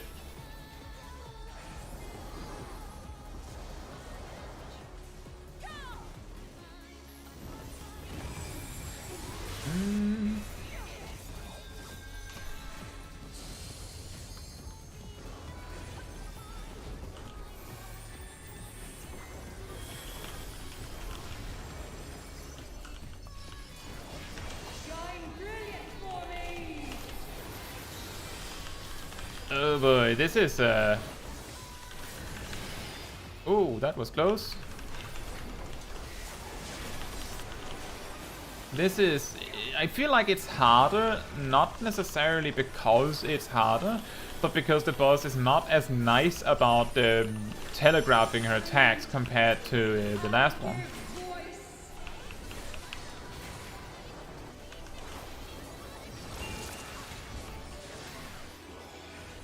Oh. Right then. We can't jump. We got a debuff that makes us unable to jump.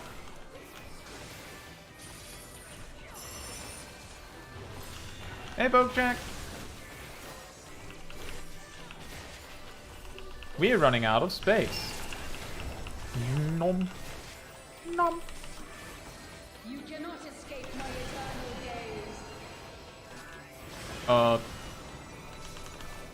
gaze. Me trying to angle her away from the party, and then she uses this.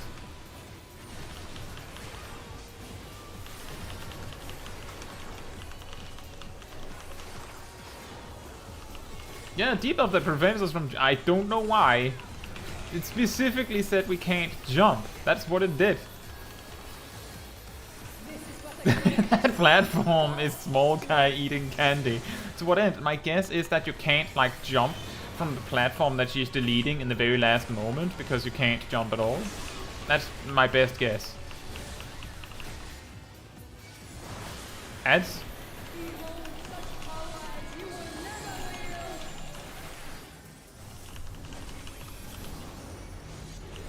Oh. Ah!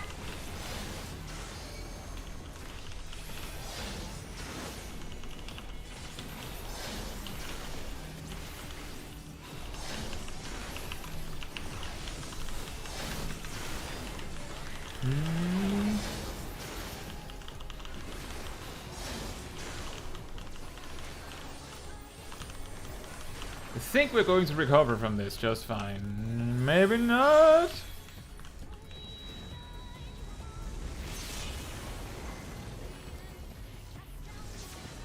Are you okay over there? Seven hells to the pinnacle of the heavens, the world shall crumble! I can't do anything but this.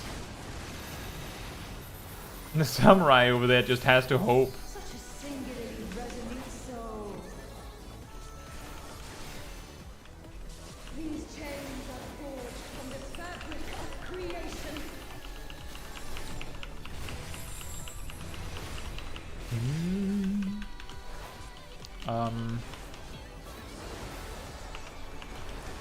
Shine brilliant for me!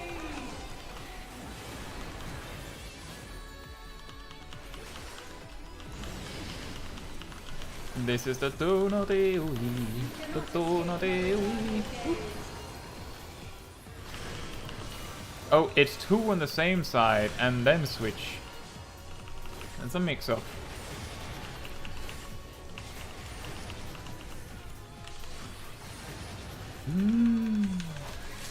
Yeah, I was just going to say, we're going to need a healer limit break right now, and... Oh, man.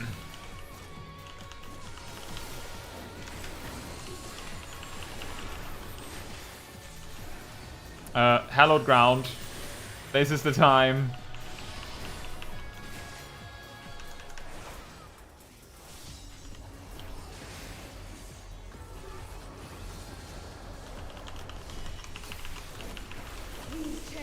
Somehow this is just chaotic, but somehow we haven't wiped compared to the first two bosses yet.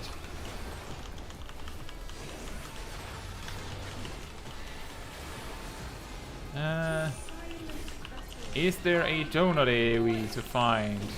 There's a lot of stuff happening, so it's very difficult to see. Oh, we can't jump again. Shine brilliant for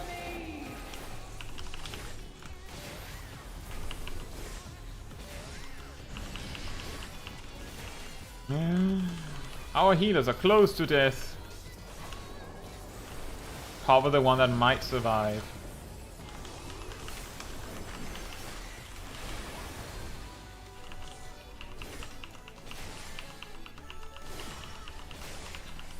Today, my theory shall be proven as fact.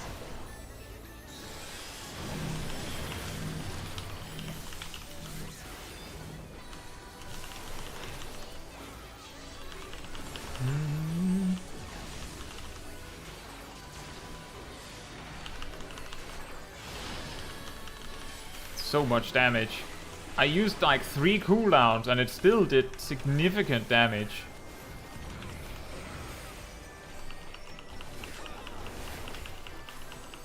Whose chains are forged from the fabric of creation. Space! The donut goes over there. Shine brilliant for me. Oh, be careful. You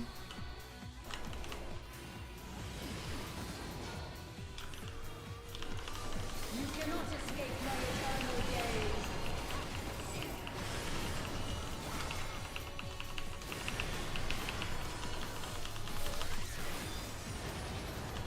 I didn't see what the third one is. Somehow I managed to walk too late, so it didn't even register that I did it wrong. Oh boy.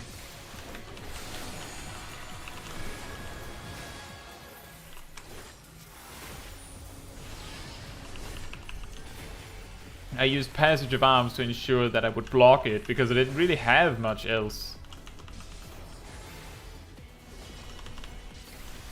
Whose chains are forged from the fabric of creation. I think she's run out of mechanics at the very least. Donut? No donuts. I give voice.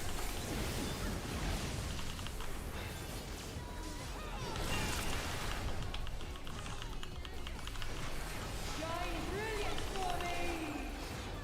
It's down to the summoner to do something.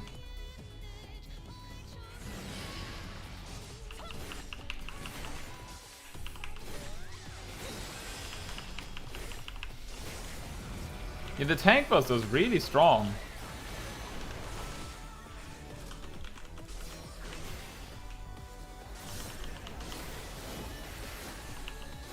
We've used everything. Oh wait, the tank is suiciding. He's just taking it.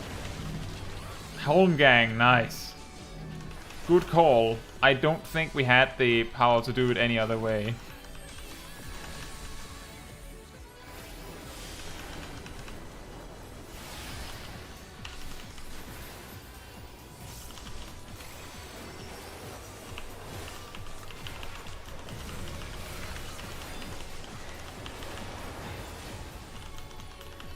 This is crazy. A lot of just barely survived in this fight. Do we have a donut? Donut goes here.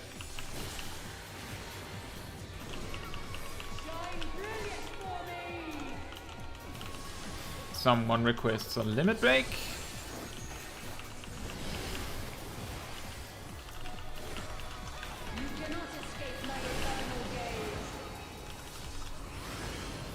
Two on the outer side, and then the final.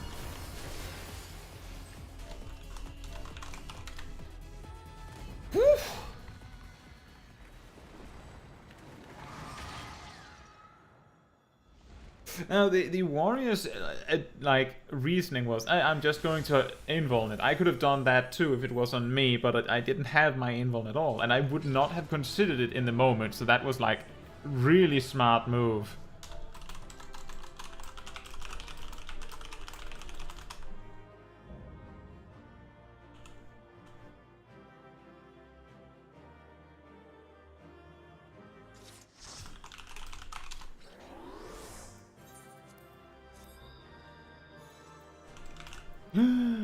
A minion that I'm not winning. 6.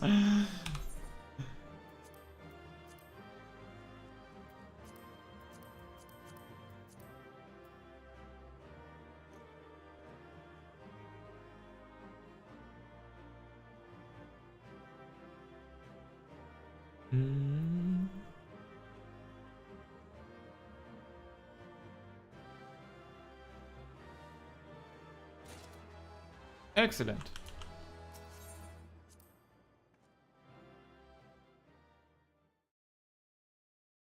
Incredible performance in recovering repeatedly.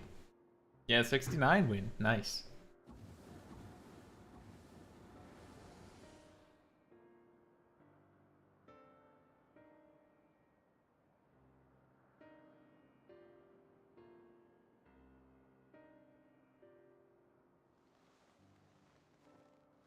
Nice.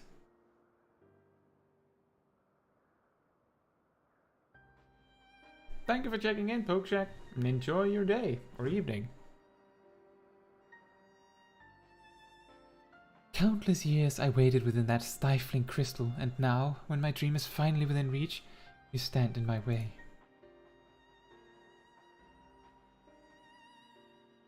Your dream is naught but selfish ambition. Its fulfillment would benefit only you. And why, Athena, at the end of this road to godhood, what did you hope to find?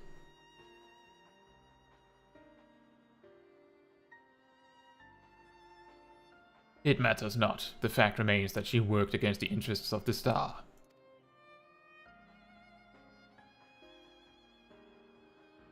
Even so, I would hear her answer. I would know why my mother cast us aside.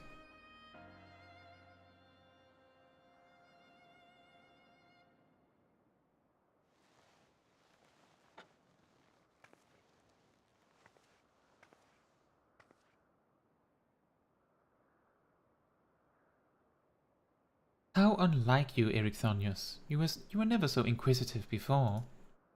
Having struck upon a hypothesis, there is but one thing the wise woman desires.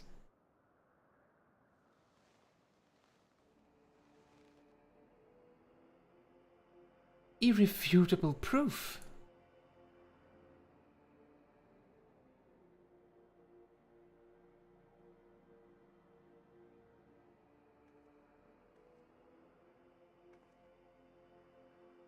My theory was that any true god would see us as we are, imperfect. She would hammer out our flaws, build something greater. That is ironic because the ancients always were like, oh, all of these sundered people are imperfect.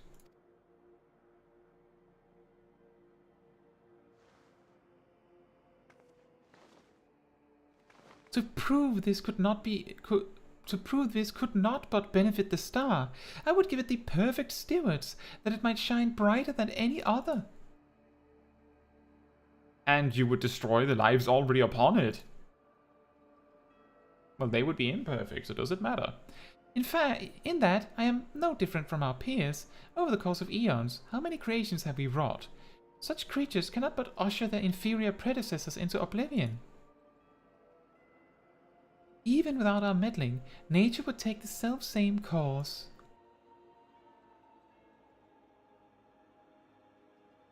If the destination is the same, is it somehow worse to arrive there by the guidance of a god? I think not. She has a point. And we talked about this on Small Kai as well. The oral sight made such thoughts irresistible, perhaps, but it cannot have created them from whole cloth. This is Athena's truth. What right have you to pass judgment? You were but a vessel for my masterwork. Your purpose ends there.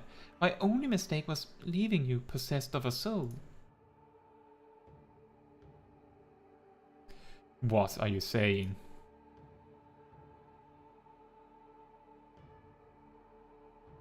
Poor Ericthonius, always the last to arrive at the obvious conclusion. Rude? I gave birth to you for a single reason, that you might serve as my tool, and like any tool, I crafted you to suit my needs, that you might accept my essence when the time came.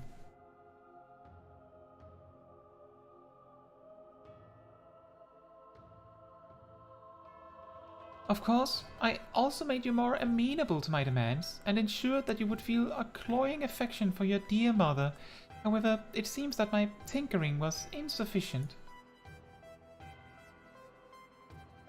My very feelings were of your design.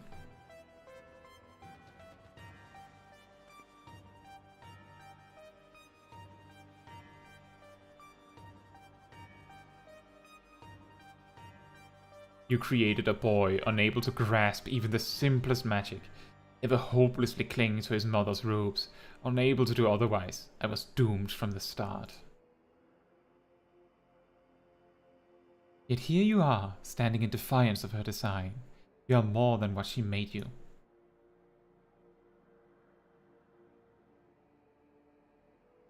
I still feel the sting of it, but with pain comes clarity. You ill deserve to wear the mantle of a god. As stubborn as you are witless, if this star will not be mine, then it serves no purpose. Oh really? Is she casting Ultima?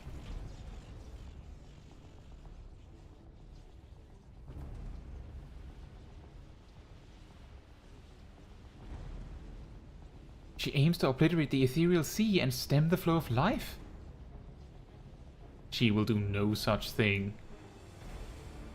But you can't do anything, can you? Before the battle, La Brea told me I was the key to finishing this.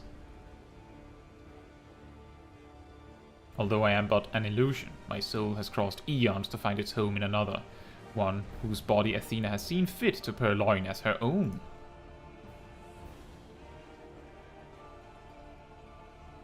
Much of what I once was now resides in him. Should my memories seize this chance to follow suit, they may resound enough to wake his mind.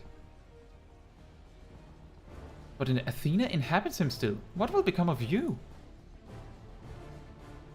I don't know, but if I can rouse his soul, perhaps it will disrupt Athena's hold. It's the best chance we have. My whole life others have looked down upon me, but I've never given up searching for my purpose. Now I've found it.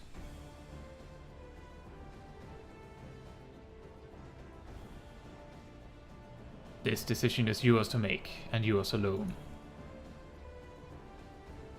Do as you will, my son. I know you shall make me proud.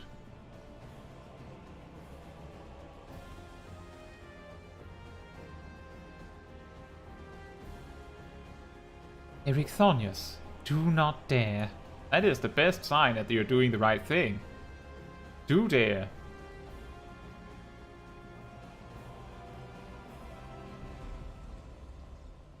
No, stop this. Your words hold sway over me no longer. My life is my own. And I have found my true family.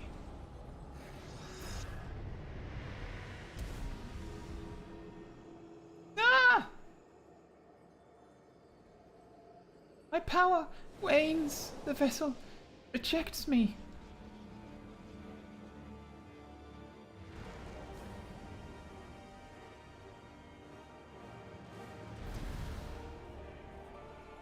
Yeet?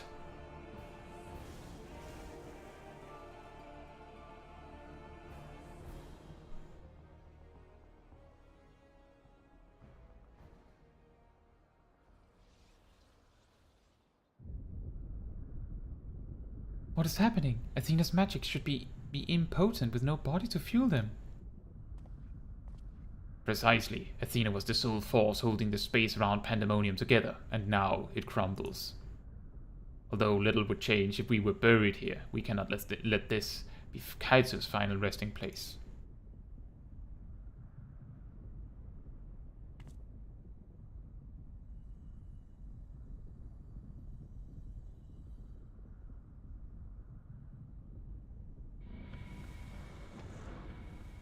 Oh, nice.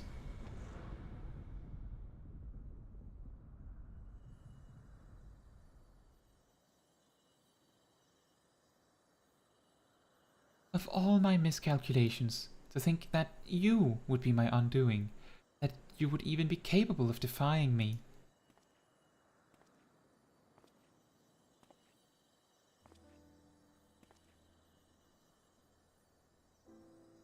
Is there more you would say to me? Or have you decided to return to your dear mother's bosom? Have you brought Claudian back to me? Apologies, but I'm only the dregs of your own memory. I can do naught but watch as the evil you've wrought collapses, burying you under its weight. How disappointing. Truly. Useless to the last. And who made me that way? Oops. That is a pretty good burn.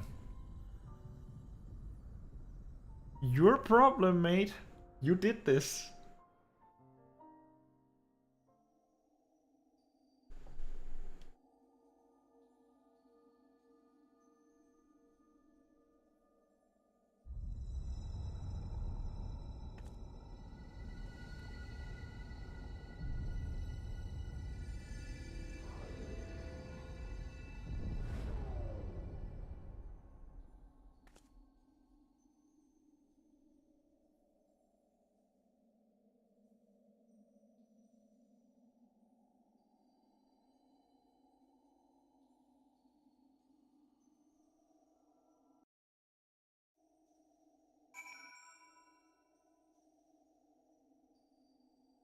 I have to be right back, and then we will finish this.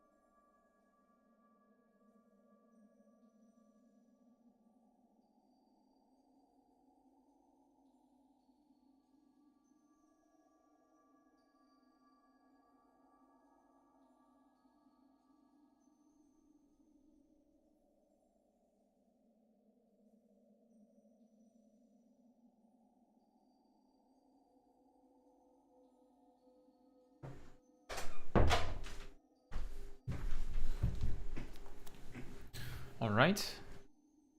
I'm back. Sorry about that. A bit of an awkward time to suddenly stop. Although Erichthonius was naught but a collection of memories, I know his absence pains you. But he acted with resolve, full aware of the potential consequences. Let us look back on this moment not with sorrow, but with pride. You both are the heroes of the day. Athena's ambitions would have swallowed the world had you not stemmed their advance. We shall stay here, both to look over Professor Claudian and ensure that there are no further disturbances in the ethereal sea. You should rest, and I will not take no for an answer.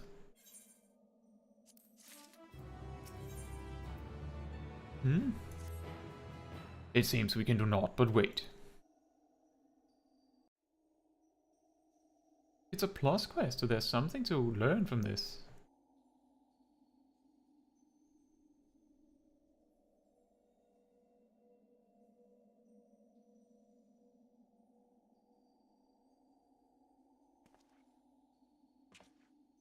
Perhaps we might discuss a matter which has been troubling me.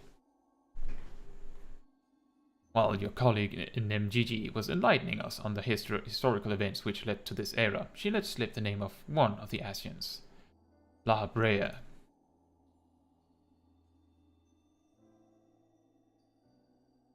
Although she knew the figure only from her research, she was most insistent there is no evidence connecting the Asian to myself.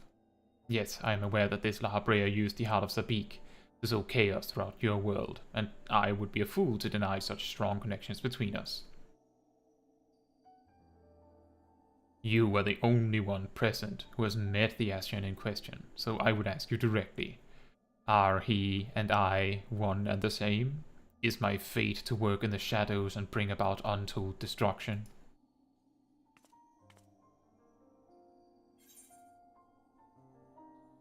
Technically, yes. But he changed a lot with time. I cannot be certain.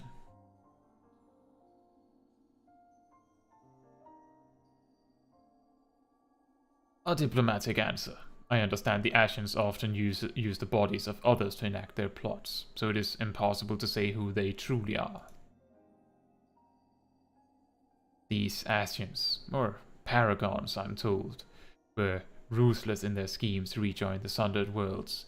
I've heard but a small number of their deeds, and still I find it difficult to comprehend the depths to which they were willing to sink. To choose a path of evil, all for the sake of the star.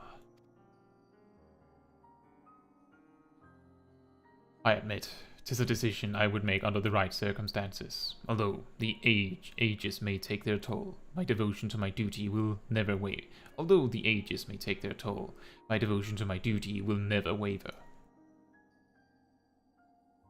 That's true. He's hearing the story from our perspective. If he heard the story from actually Asian La Brea, he would have understood, yeah, that makes sense.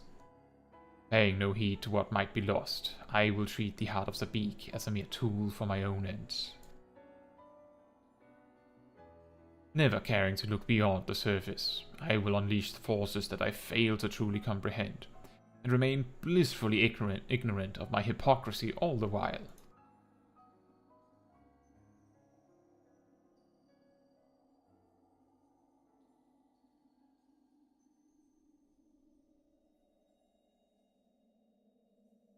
Weird.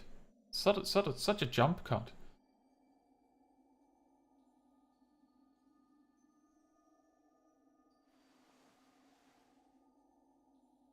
Ah, it appears Claudian has awakened.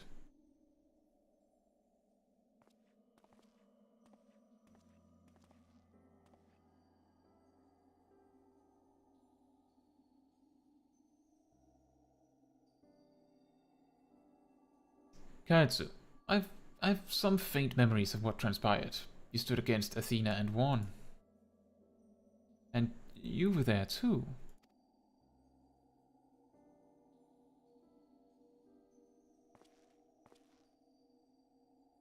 La Brea. Erichthonius' memories of you dwell within me still.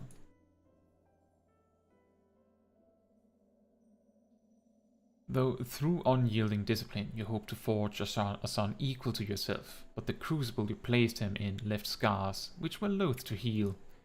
Yet you were never motivated by selfishness. All you did was in service of your duty. At the least, I will hear no more. Though you may possess Erichthonius' memories, you are not him. In rebirth you have become someone else entirely, and you belong to this age. As such, I am your enemy, and an enemy does not deserve sympathy.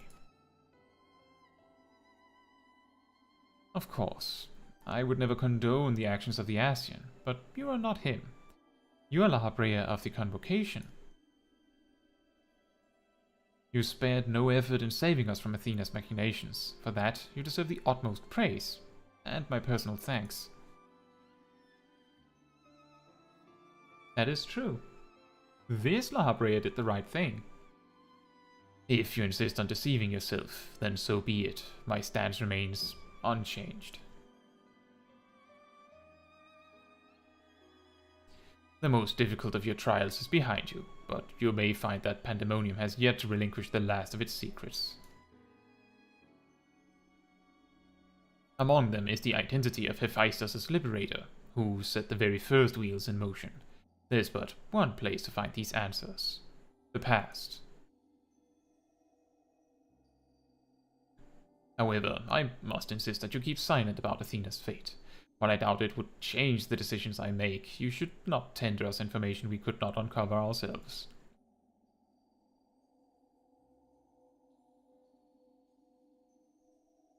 Now that I've said my piece, I shall follow in my son's footsteps.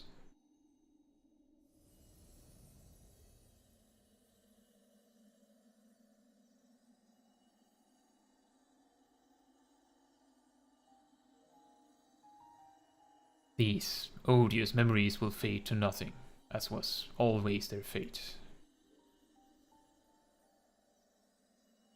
Farewell.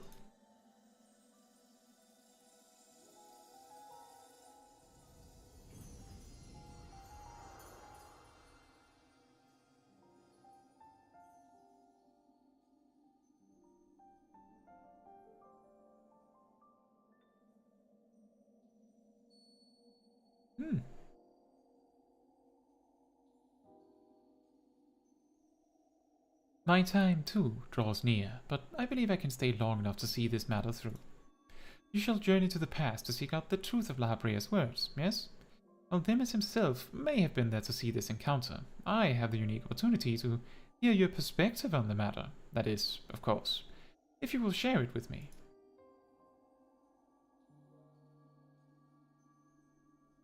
I look forward to it. I shall take in the ethereal sea one final time as I await your return.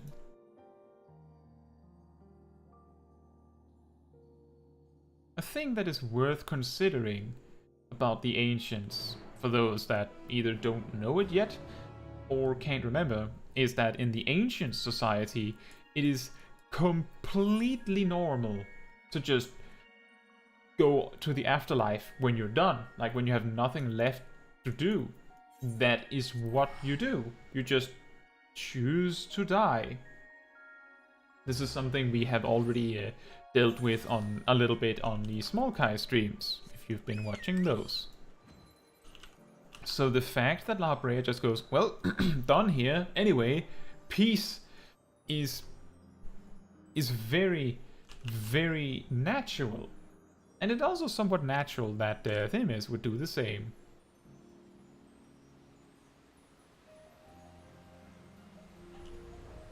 As soon as he's finished, of course. Coco says, I wish I could do that. But you're not finished, Coco. You're not done.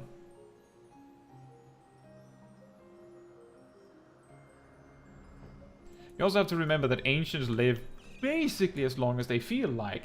So they have the opportunity to finish whenever they like. They can't go on until they're actually done. Just no problem, just continue until they feel like stopping.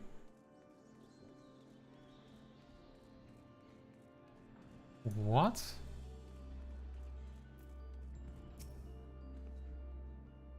Ah, you must be Caetsu. I'm Hegemony, keyword of Abyssus, but I suspect you may already know that. We did meet once before, after all, although I was not entirely myself at the time. Thanks to you, however, I can rightly say my faculties are mine once more. At present, I'm taking stock of the damage done to the facility. In P6.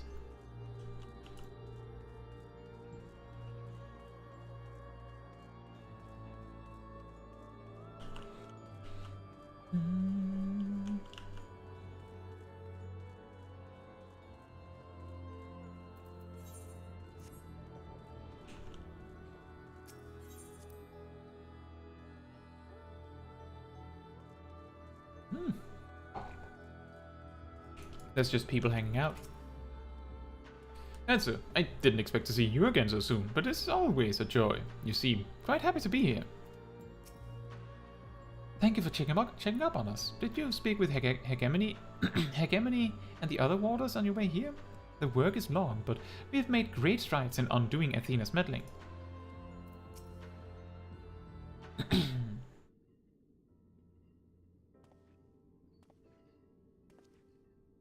Caetsu, truth be told, I thought you would have little reason to ever visit this place again. It seems I was wrong. I just wanted to say hello. I'm looking for answers.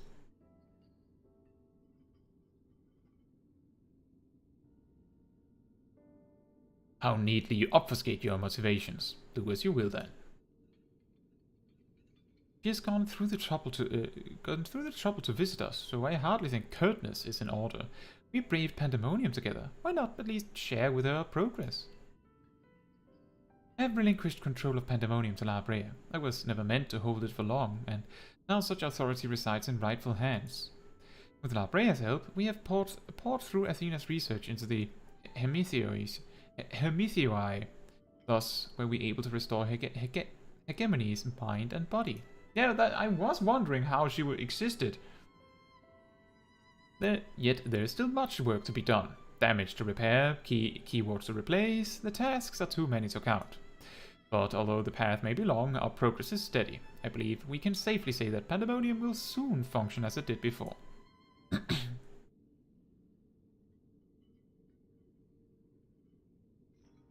Indeed, before we reach that point, however, there are some matters which must be put to rest.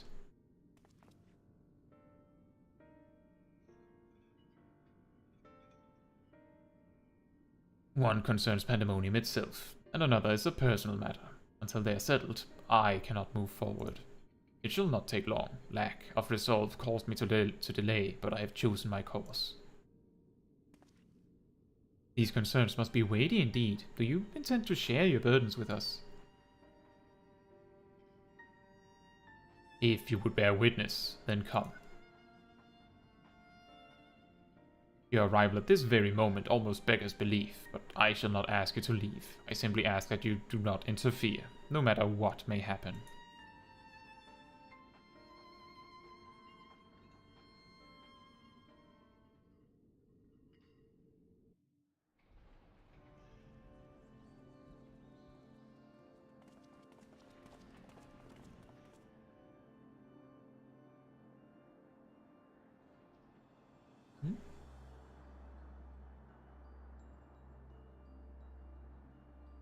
Stay here. This will be over soon.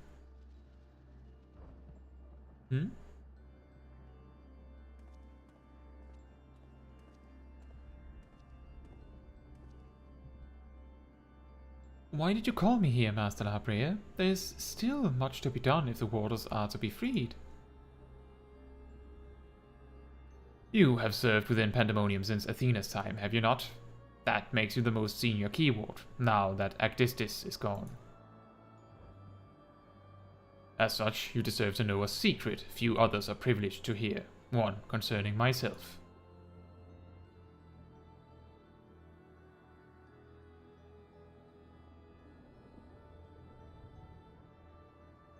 Separating Hephaestus from myself required removing part of my soul. A necessary sacrifice, but one which came at no small cost to my natural talents. I am but a shadow of the man I was at the time of my appointment as La Brea.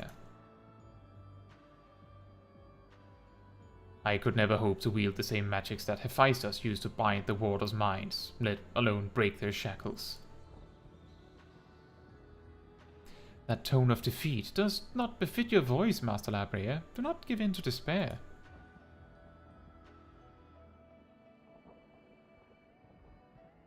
There is no despair, only truth. I do not confide in you to garner cheap sympathy. Hephaestus left behind fascinating research. His conclusion was that, in order to transform a vessel into a Hemitheios, absolute control over their mind was essential. As you well know, the magics used to achieve such dominion exploited strong emotions within their victims' hearts. In the case of Hesperos and Agdistis, their respect for me. Upon slipping his bonds, Hephaestus took steps to throw Pandæmonium into chaos. With their attention divided, Keyword and Warder alike were easy targets. But there was an act that came before. Regardless of Hephaestus' prowess, he could not have won freedom on his own.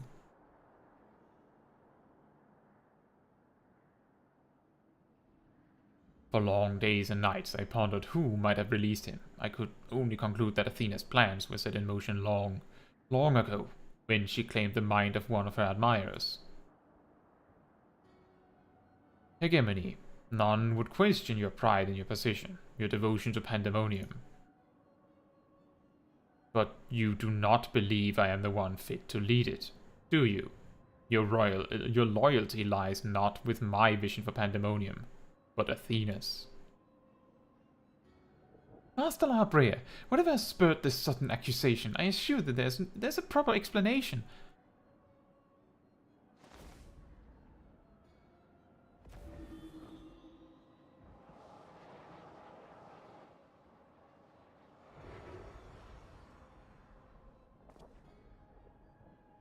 What are you doing, La Brea? Do not approach.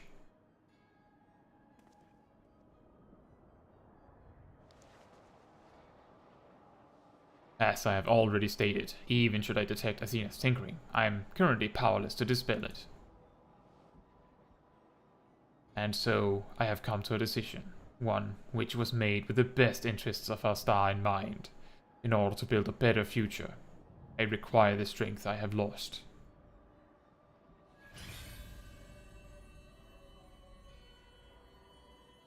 I must embrace these odious memories.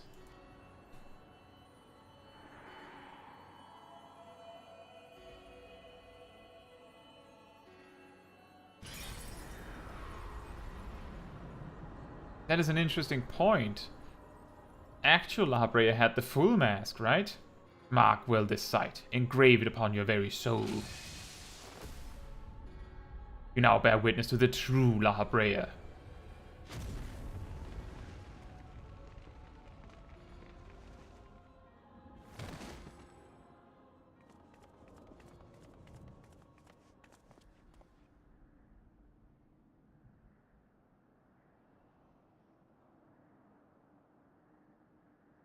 I cannot imagine this was an easy choice, but it is done. Is she alive? Yes, and she shall remember this lesson well.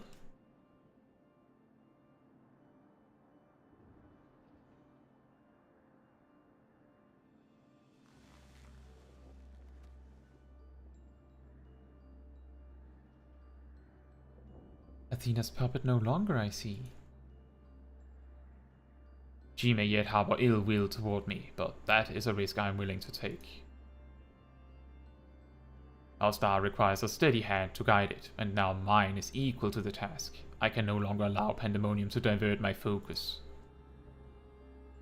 Hegemony, I would ask that you serve me anew. There is none other more suited to overseeing this prison, none other who will take such pride in their duty.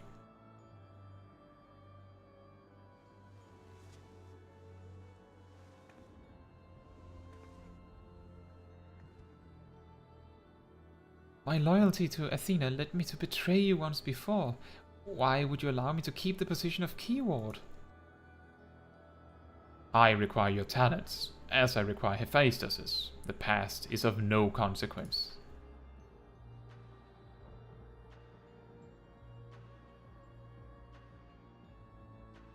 Very well. In honor of our fallen colleagues, I shall restore this institution to its former glory.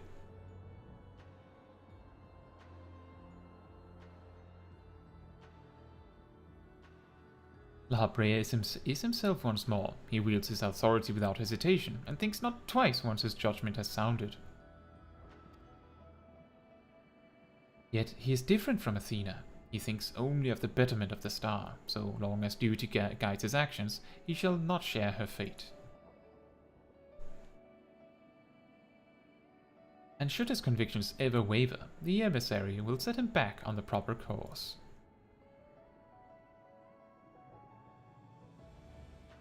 Good. If this is the path he chooses to walk, then I will walk with him. I'll allow our bond to fray no further. As his son, I will support him in the days ahead.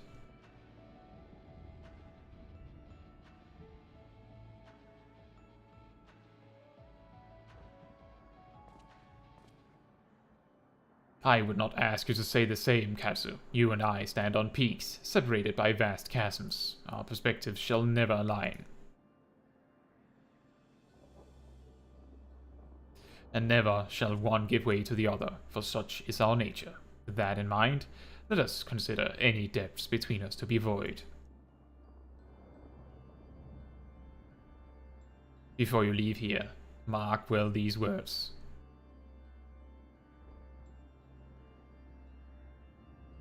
My resolve shall weather loss unfathomable, and yield before no obstacle. Walk your path with the same conviction.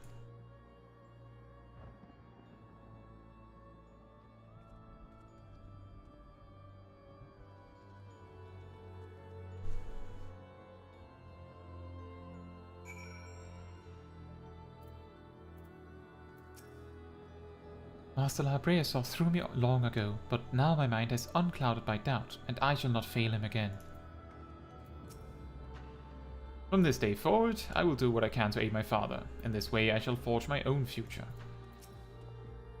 Hephaestus and Labrea were one and the same when he was named as one of the convocation. This change poses no need for concern, for all is as it should be. If not for you, my long-slumbering demons may have gone unslain. I would have never been forced to reconsider my true nature. Yet, as I said, do not consider this an admission of debt. Now, I believe you have other places to be. Remain here any longer, and I may be inclined to place you in a cell next to one of our more recalcitrant subjects. Okay, bit rude. The interesting thing about this is that if we left it at this, then Labrea had like half a mask. But as I recall, he has a full mask when we meet him in our Realm Reborn. So this explains that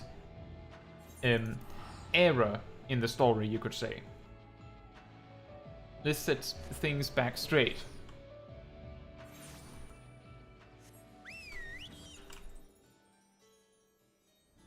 And we are almost done.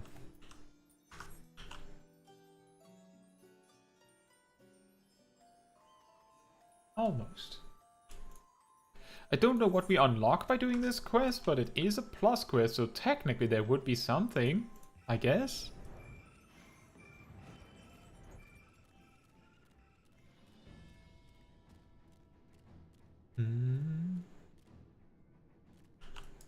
But we have finished the raid. So that's nice.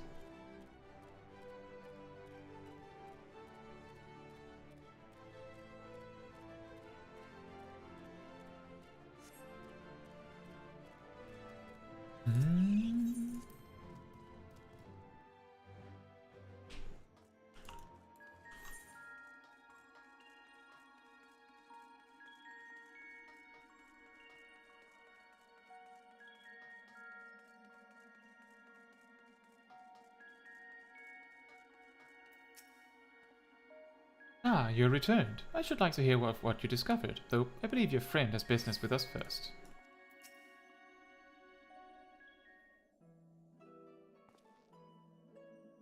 There you are, Caetsu. While you were away, Themis brought me up to speed on all that happened while I was held prisoner.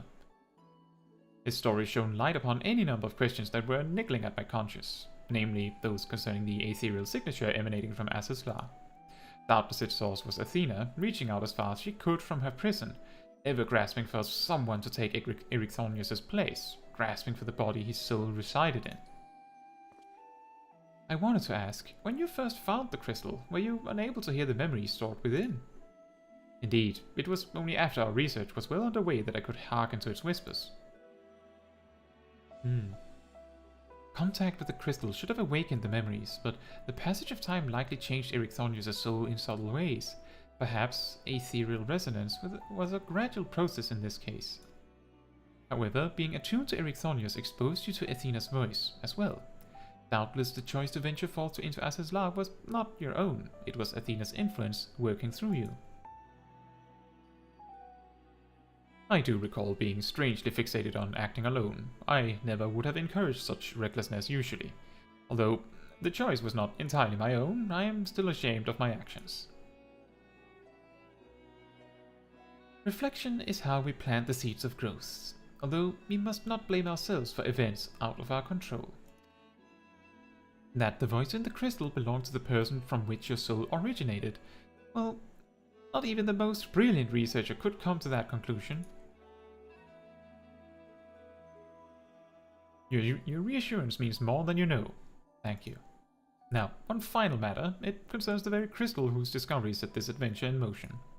Perhaps sparked by recent events, a new light began to shine from within its depths.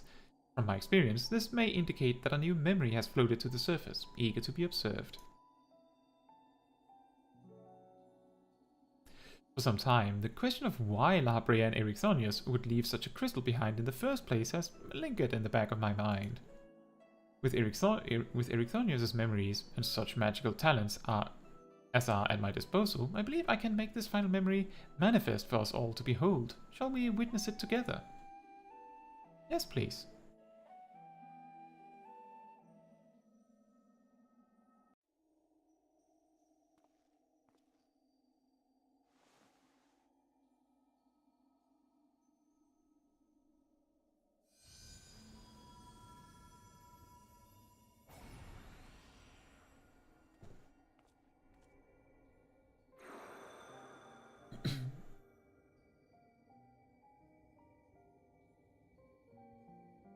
I leave this memory for you, the future of our star.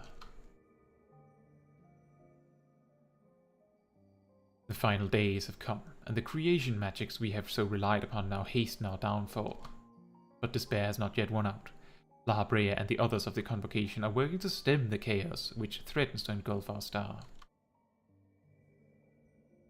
Their plan requires great sacrifice. Elidibus, Themis, has already offered to give his life for our salvation.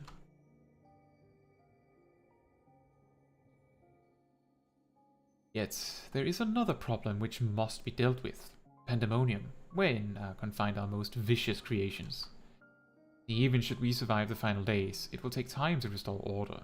If Pandæmonium's cells were breached and their prisoners set upon the star, our hard-won peace would be obliterated in an instant. Someone must stay behind to ensure that never happens. With Themis and La Brea otherwise indisposed, that responsibility falls to me. And that is why I must defy the directive of the Convocation. My soul will not be offered to manifest the will of the star, but instead consigned to eternal vigil. I know that in doing so, the final days may take me. I may not live to see my duty upheld.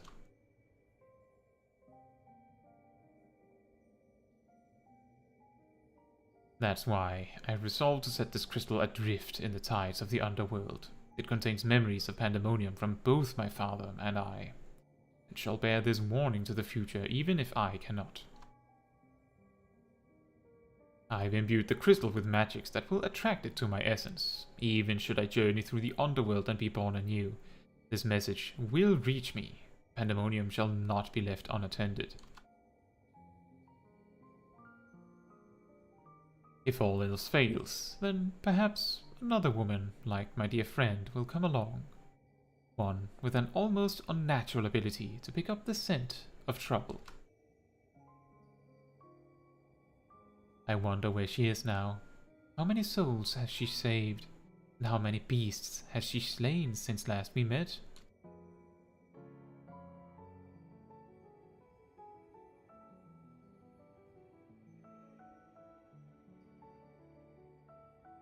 Alongside my warning, this memory shall carry a wish.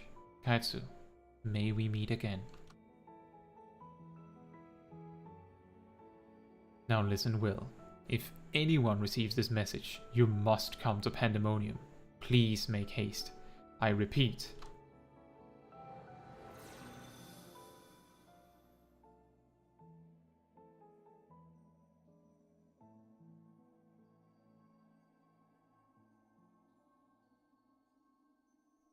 And the loop has been closed.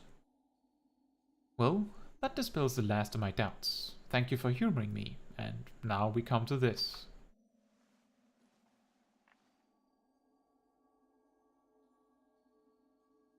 It survived.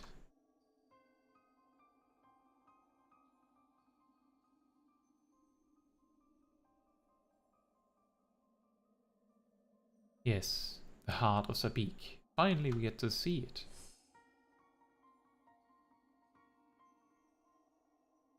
The tie that bound Athena's memories to my body, no doubt. When I regained my senses, I found it on my person. Now, it appears your efforts have left it bereft of memories, no trace remains of Athena. However, its power as Aurosite yet remains, and it may prove to be a valuable trove of knowledge in the hands of the right researcher. I feel that fate has left it with me for a reason. I shall take my leave, but on behalf of my colleagues, nay, the entire star, I thank you both for putting an end to Athena's wickedness.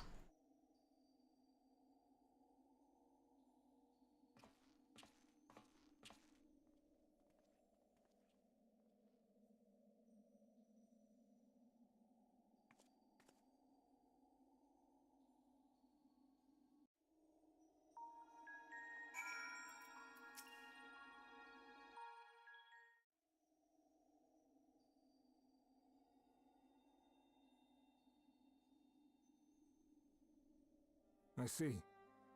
Then Hephaestus' story has been laid bare. As has the nature of our mysterious crystal. The questions which led us into Pandæmonium are answered, and soon order shall be restored. I too can fade away, unburdened by regret. I could not have reached this point without you, friend.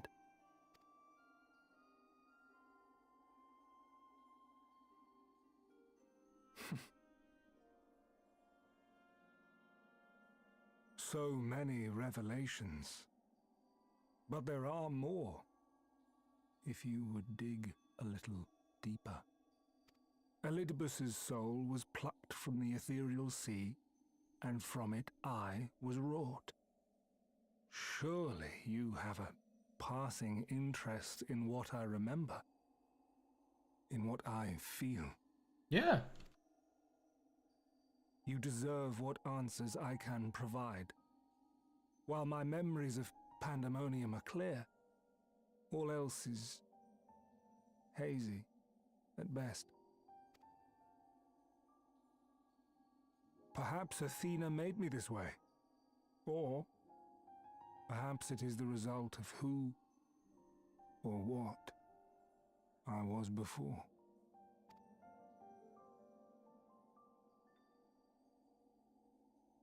Still, I can recall vague figures, scenes from my future and your past. At the Crystal Tower's peak, we clash. And later, from that self-same spire, I send you forth into our age, into Elpis.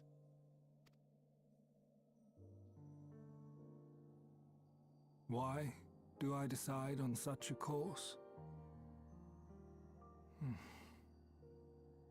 Formless as these images are, I cannot say. However, I can hazard a guess. Somewhere within my fragmented memories, I catch a glimpse of our journey into Pandæmonium.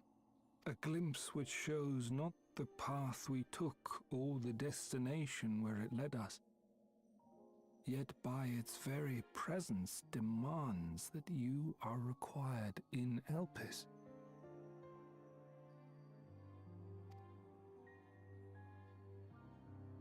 And even if that act is but one link in the chain of events which ends in Atheris' salvation,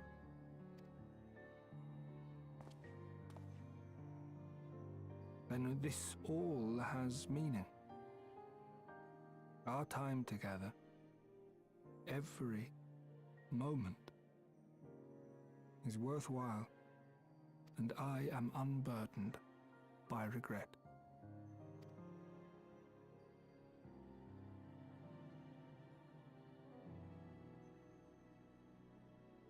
That said, it is possible my motivations become something else entirely. That you would cross this vast expanse in the hopes of being reunited with your allies.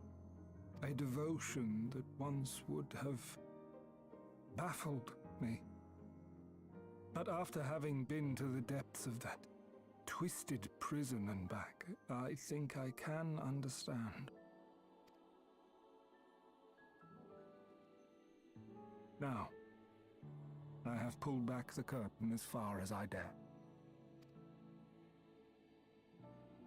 The people of your age call this the Ethereal Sea, a name I quite enjoy, for it teems with life, each star a soul on its journey. And among these uncountable stars, it was yours that crossed my path. For that, I shall be forever grateful. I wish you well on your journey. A journey as long as your star is bright. A journey not bound by the confines of this world or any other.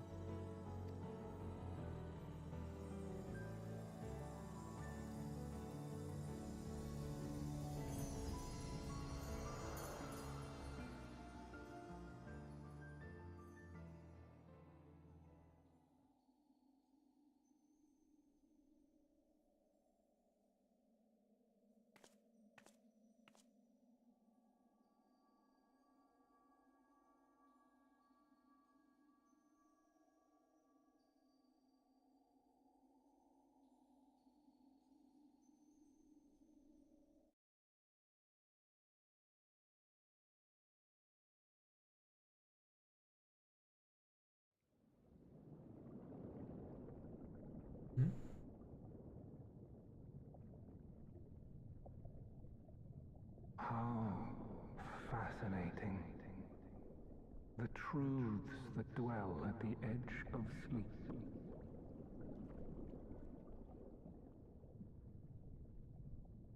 The course of history is set by its victors. It is immutable, and yet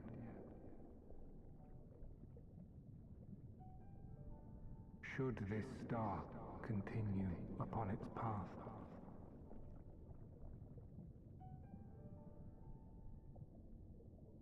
look, the light.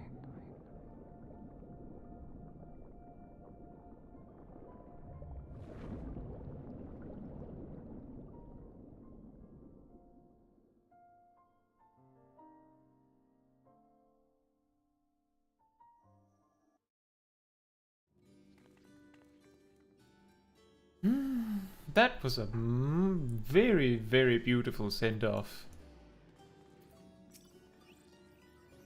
Welcome back, Caetsu. I hope you said farewell to Themis for me. Didn't? Recent events have given me not only a new focus for my research, but also insight into my own origins. Truly, 'tis a gift I could never hope to repay. As La Brea said, I am not Ericthonius, yet I bear a part of him inside me, and I shall do what I can to follow the traces he has left behind in the present day. A spark has been struck in my mind. I am ready to pursue my research with a fervor the likes of which I have not had since my youth. Doubtless, I shall have need of you in the days and moons ahead. When that time comes, I only hope that you will once again lend me your sound counsel. Until then, may you fare well.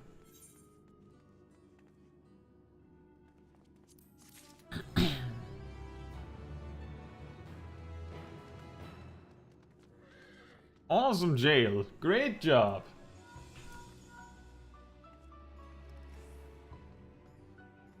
Wow.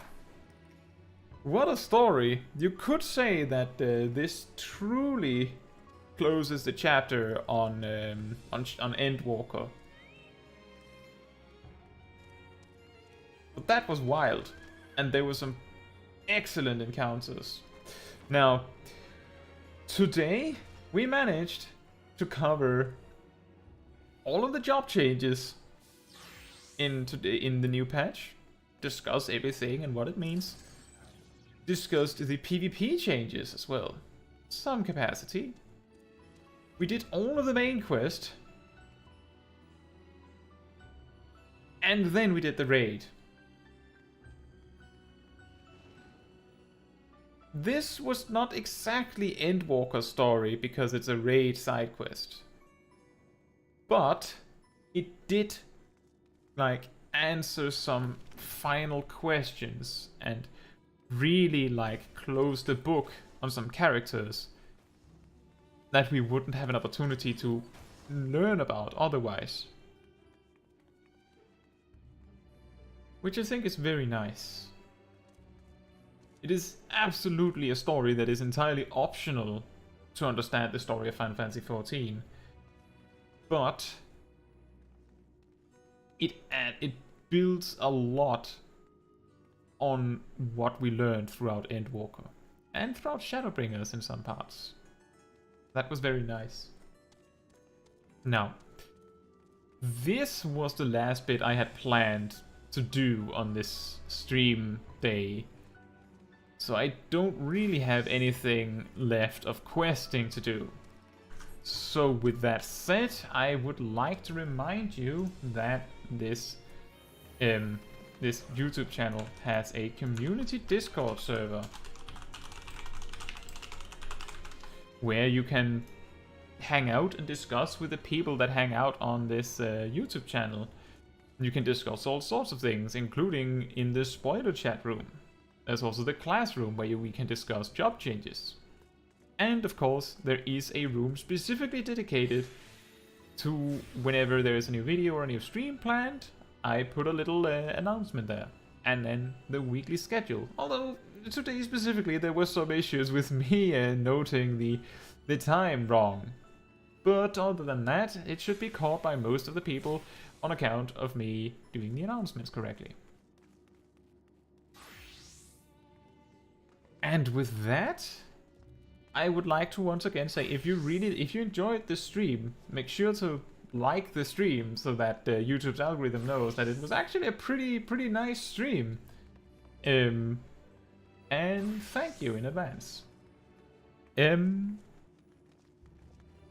All I have left now is good night, or good morning or afternoon, depending on where you are in the world. And then there will be some videos coming out in the next few days. As usual, tomorrow will be a short on some White Mage stuff. Thursday I will try as quickly as I can to make a Paladin guide on this new stuff we learned about the patch. And then of course on Friday there's a premiere where we talk about stats.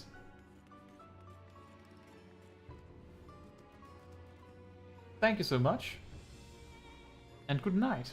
I hope to see you all very soon. Bye bye, and good night.